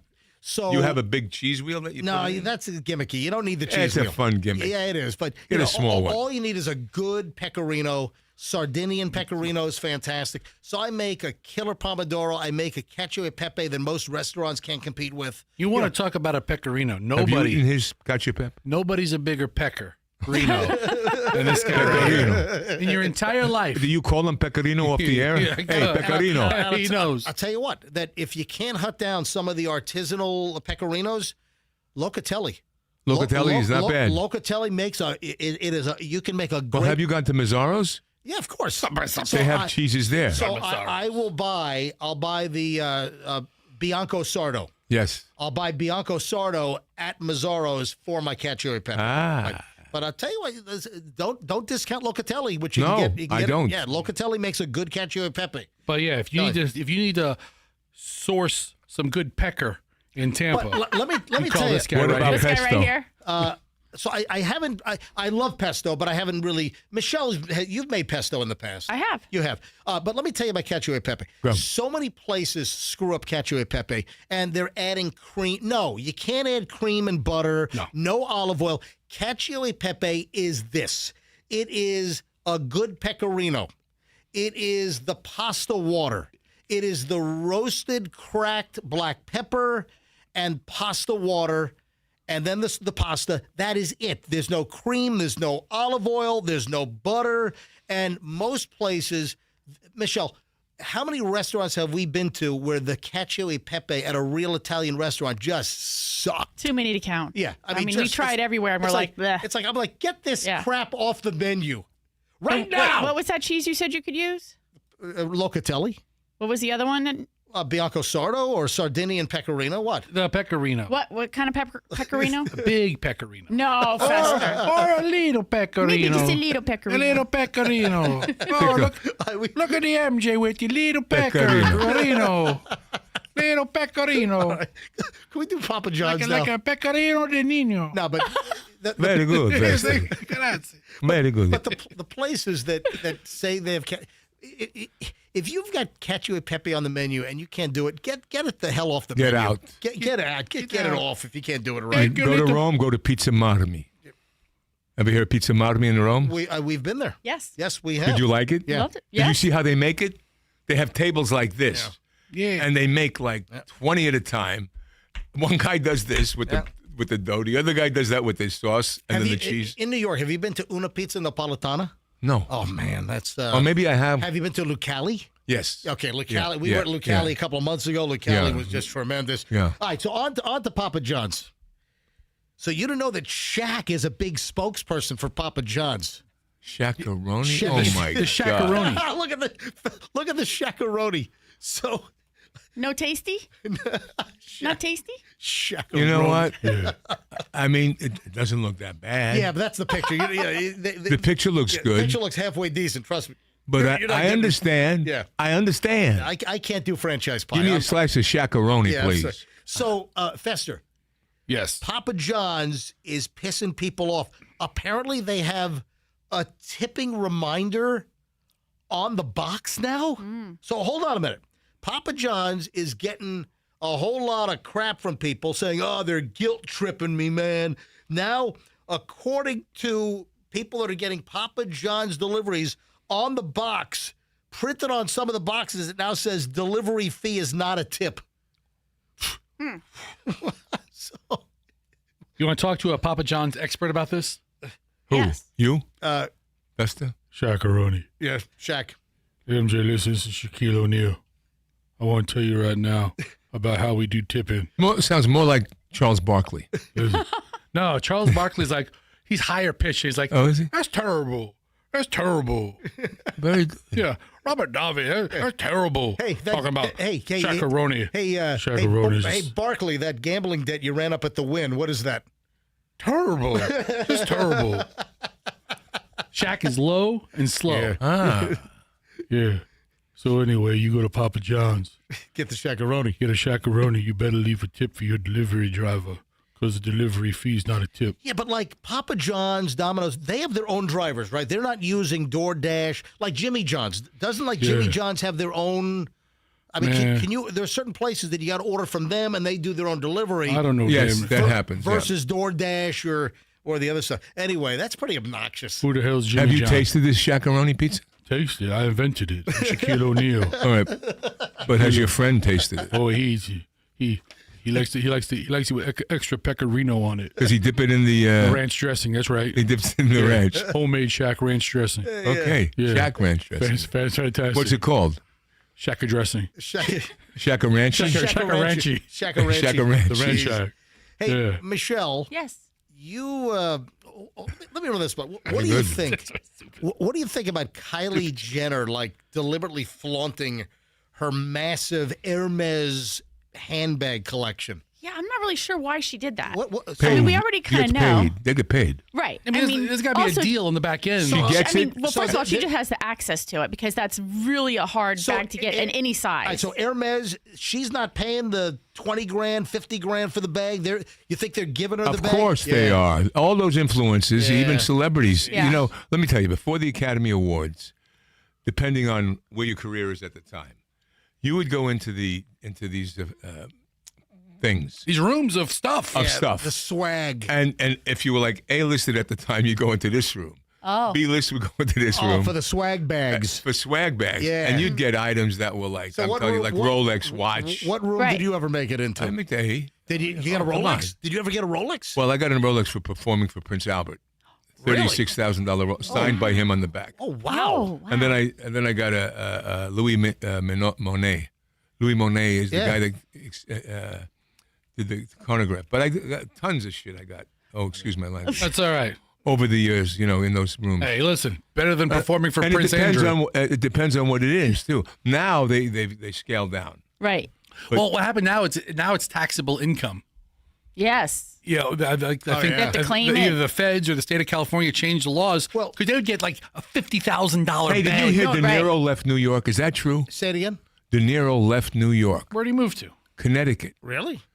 Did you hear that? I did not. Find out because it's interesting. He said, I'm sick of the communists. Really? And he went to Connecticut because of the wealth tax. Oh, yeah. Now, I don't know if it's true, well- but sometimes stuff you see. Well, Mondami, the mayor of New York, was talking about doing a wealth tax now and taxing millionaires and whatever. He moved in Yeah. February of 2026. Oh, he just moved a couple Based months on I'm ago. saying, listen to De Niro, who hated Trump, who hated the right. About to say, Read when De this. Niro hates the communists, hey, you know there's a problem. Right? Read it, Based on Festa. available reports from 2026, Robert De Niro has left his Manhattan home to move his primary residence to Connecticut Due to tax concerns and city politics. Yep. Look, if Mondami can run Robert De Niro out of town. My God, who used to worship Mondami. Wow. And Okay. and the left. And he's out of town. This is the hypocrite of Hollywood. I'm sorry. All right, so back to Kylie Jenner for a second. Sorry. So Michelle, you don't have you've got a bunch of I'm nice just bags. really not a fan of that bag. I don't have a bunch of nice bags. I have like one or two, but I'm not a fan of that bag in the first place. And I think that these young ladies have elevated this bag to like a status symbol for this generation that they really want it. They see all of the Kardashians carting it around in all the sizes and the colors and the lizard and the crocodile and whatever. And so now that bag is like so desirable. And she just had a closet full of them. A closet. So she flaunted a video of her and a closet full of these Hermes handbags. Which the cheapest Hermes is like 10 grand or something? Oh, probably. At least. And that's for like probably the little mini one. But I'm going to tell you this. Little pouch? Did you see or read the book Gomorrah? No. All right. It's about the Sicilian mafia, okay? Won the Cannes Film Festival thing. It was anyway, when I was in Monaco, and you talk to the Monegasques, these are people that were born in Monaco. Right. And you go there, and they go, come with us. I had a guy that was like, became like a relative because I'd been to Monaco so many times filming for months at a time. And they take you to a place across the border to Italy, little town. And they say, what bag do you want? I'd like a Gucci bag. I'd like this bag. I'd like this Chanel. What do you got I'd here? like the Hermes. Yeah. No, you say what you want. And they got them all. 600, 500, 800. The same bags with everything done. Now, the thing is, But they're counterfeit or they're real? they're real from the factories, but the They didn't pass. they want the public to have. So people are going around advertising Really? for them. So- It's an But advertising it's the Monaco thing. crowd that has access to that marketplace. It's Right. That's what Right. I'm saying. Yeah, right. I'll put it Not just together. no, but if you know, I even went to Turkey. I did a film festival in Turkey at the Antalya where I sang a concert, and they told me the same thing. Hey, I go, where's everybody going? Oh, we're going to go shopping for bags. Really? We go to this seaside town, up the stairs, in a room, same thing. So all real bags Oh, before they now, get to the. What they did is they got in this Gomorrah, it explains how it happened. They have the Chinese come over and they want to learn how to do this for China. So they work in the factories. They pay a guy. But the Chinese stuff, those are like pure counterfeits. Of course they are. But they're high. But they're super high end because they train the they're seamstress. trained by the people from Gucci, from Yeah. Hermes, Like- from Louis Vuitton. Yeah. They're trained by those. Yeah. They pay them big money to train these people, and then they take it and they start ripping and them, they do ripping it in them off. Sicily. Yeah. I mean, they do it in Italy Right. too. They're in Naples. They're in Sicily, in these buildings where they're making these Yeah, things. there's a woman in South Tampa that's known as the fake bag Oh, lady. really? Yeah, oh, yeah, yeah. Are they good? I don't know. Michelle has no interest in fakes, but Why not? Yeah. Yeah, why not? Nobody Yeah. knows. Yeah. Well, Most- Michelle, we're a radio show. Most wives don't you like know, it. My wife doesn't like the fakes either. Yeah, my old lady has no issue with it. Screw that. I'll Give me a fake coach. I'll keep the 10 grand and the fake. Coach, you can get coach at Ellington I know. for nothing. I know. Anyway, so Kylie Jenner and her closet full of Hermes bags. If there's an outlet store for it, A couple of things. We're up against the clock. I gotta fast forward here. Go ahead. All right, Okay, so let's go. United Airlines, because of jet fuel prices, United is going to be hiking fares 20% or more. I guess they've already begun, and it's not just going to. They're all going to hike fares. So jet fuel prices, and also there's supposed to be a major squeeze on jet fuel, and you've got Lufthansa. They've canceled 20,000 flights. No. Lufthansa has canceled 20,000 flights over the next couple of months because of jet fuel issues, and they're saying that Europe could be smashed with with lack of jet fuel for the summer months. So you got to check on your summer travel and make sure. My wife's supposed to go to Estonia Really? for a couple of weeks. Yeah, we've been to Tallinn. you better book a boat. Yeah, they've been to Tallinn. We've been to Estonia. We've been to Tallinn. Yeah. Yes. What were you doing there? Nice. Touring. I had some business. Oh, very good. I see a guy. Very smart guy. That's where Skype comes from. Great country. Yeah. So United is raising fares. Oh, you're going to love this. Then, because of the oil situation, there's a condom problem. Yeah, man. Condom prices are surging. The CEO of the world's top condom producer is saying that condom prices could go up 30% because of supply chain disruptions caused by the whole Strait of Hormuz thing. Boy. So this huge company, Carex Brands, they make over 5 billion condoms a year in Malaysia, and they're the supplier to Durex and Trojan. Oh. So the company that supplies Durex and Trojan, they're saying that there's a whole big constraint because of the Strait of Hormuz. So now there could be a condom shortage or a giant condom price increase. My goodness. You know my friend Chaz. Yeah, Chaz Palminteri. Yeah, Bronx Tale. Yep. Oh, that Fantastic. That is one of the greatest movies of all I time. tease him all the time. I tease him by doing this. I go, Chaz, there is no one that's cut up a piece of material like you have with Bronx Tale. Yeah. You've cut that pie up more than any. He laughs hysterically. So there's a joke going around that they're going to do condoms. Regular, large, and sunny. Sunny, yeah. You know, the scene where the bikers give him the hard time at the and bar. he shuts the door. They close the door at the bar. Now That's- you can't leave. Yeah, Now you can't leave. Now you can't leave. That is one of the greatest Classic. scenes, yeah. But you know what the big problem is with the condom issue? What? We have a big event coming up in New York. What? The World Cup. Oh, that's right. Apparently, there is a extra heavy sex time. Oh, neat, yeah. during Whatever, that. And so dude. they're handing out condoms like they did at the Whatever. Olympic Village, and so now there might be an issue with that. Michelle, maybe you should buy a couple of grosses of it, and you could sell them if you're up there. on the street. I'll tell you, this is the best news to happen to lambskin ever. Yeah. How did you come up with that? What made you think of lambskin? Those aren't a thing anymore, are they? Are they? Don't they have synthetic lambskin now? You either laugh at the joke or you don't. No, it's I don't very care. good. And I thought that and was the very beauty- and the beauty very is, clever. I very don't clever. give a I don't care if you laugh or not. But A lot of people from Apollo Beach are listening. I'm getting messages like crazy. And Right. this friend of mine, Nathan Bevan, who's a concierge in Apollo Beach. Yeah. Great. You call him up, takes care of you. So he wanted to say, please give me a shout out. I'm a big give your fan friend of MJ. give your son a shout out. There you go. after the show, I'll tell you the condom joke I didn't go with. Really? You have one? I always have one. And then, what are your thoughts, anybody, on the U.S. government potentially owning the majority of Spirit Airlines? So I'm a fan of Spirit. I used to bust on Spirit.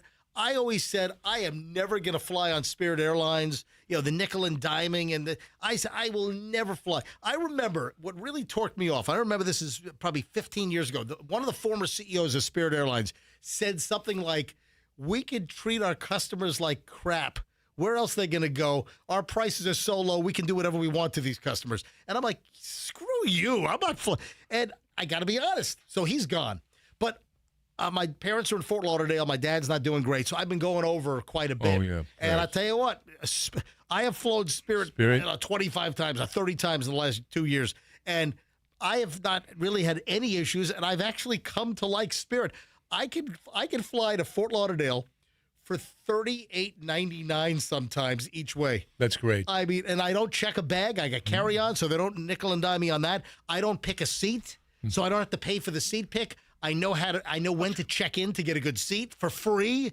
So I'm flying to Fort Lauderdale and back for $80 sometimes. So Yeah. So Spirit can. I've also taken Breeze. Breeze is a little step up from Spirit. Breeze is the guy that Yes. started JetBlue. Yes. Breeze is great too. Neilman. David Is that who it Neilman. is? Yeah. Okay. Yeah. So the government's going to buy Spirit? Or the government's going to bail out Spirit? Well, it would be a bailout. So apparently the talks are pretty progressed at this point. But the word is that there could be a $500 million financial lifeline from the U.S. government to Spirit. And in turn, the federal government could own 90% of Spirit. I'm not a fan of that. I am for... That's socialism. Yeah, and where the government owns. Yeah. I like private industry. I really don't want the government buying. Like the government has a stake in Intel. I'm not a fan of that stuff. Neither am I. But I do want to see Spirit survive. I think it's good for the traveling public to have the eye. If Spirit goes away, prices go up everywhere, and that is not a good thing. And with that, we got to go. Hey, Robert Davi, it is always fantastic to have you in Thank you studio. for having me, my brother, and Fester and Michelle and little Bailey. Thank you. Excellent to meet your wife. Thank you, little Diana. Bailey. Excellent. All right, folks, we're done. Thursday show, Friday already. Tomorrow, we'll see you. Oh, my brother's in town, Michelle. Did you know? Yeah, he's coming over. Yeah, all right. I just didn't know if you knew. All right, folks, we got to roll. We'll see you back here tomorrow. MJ Morning Show. Do you on guys Q1. talk at night? No, never. Not a lot. She goes to a separate bedroom. All right, folks, we'll see you back here tomorrow. MJ Morning Show on Q105, and let's be careful out there.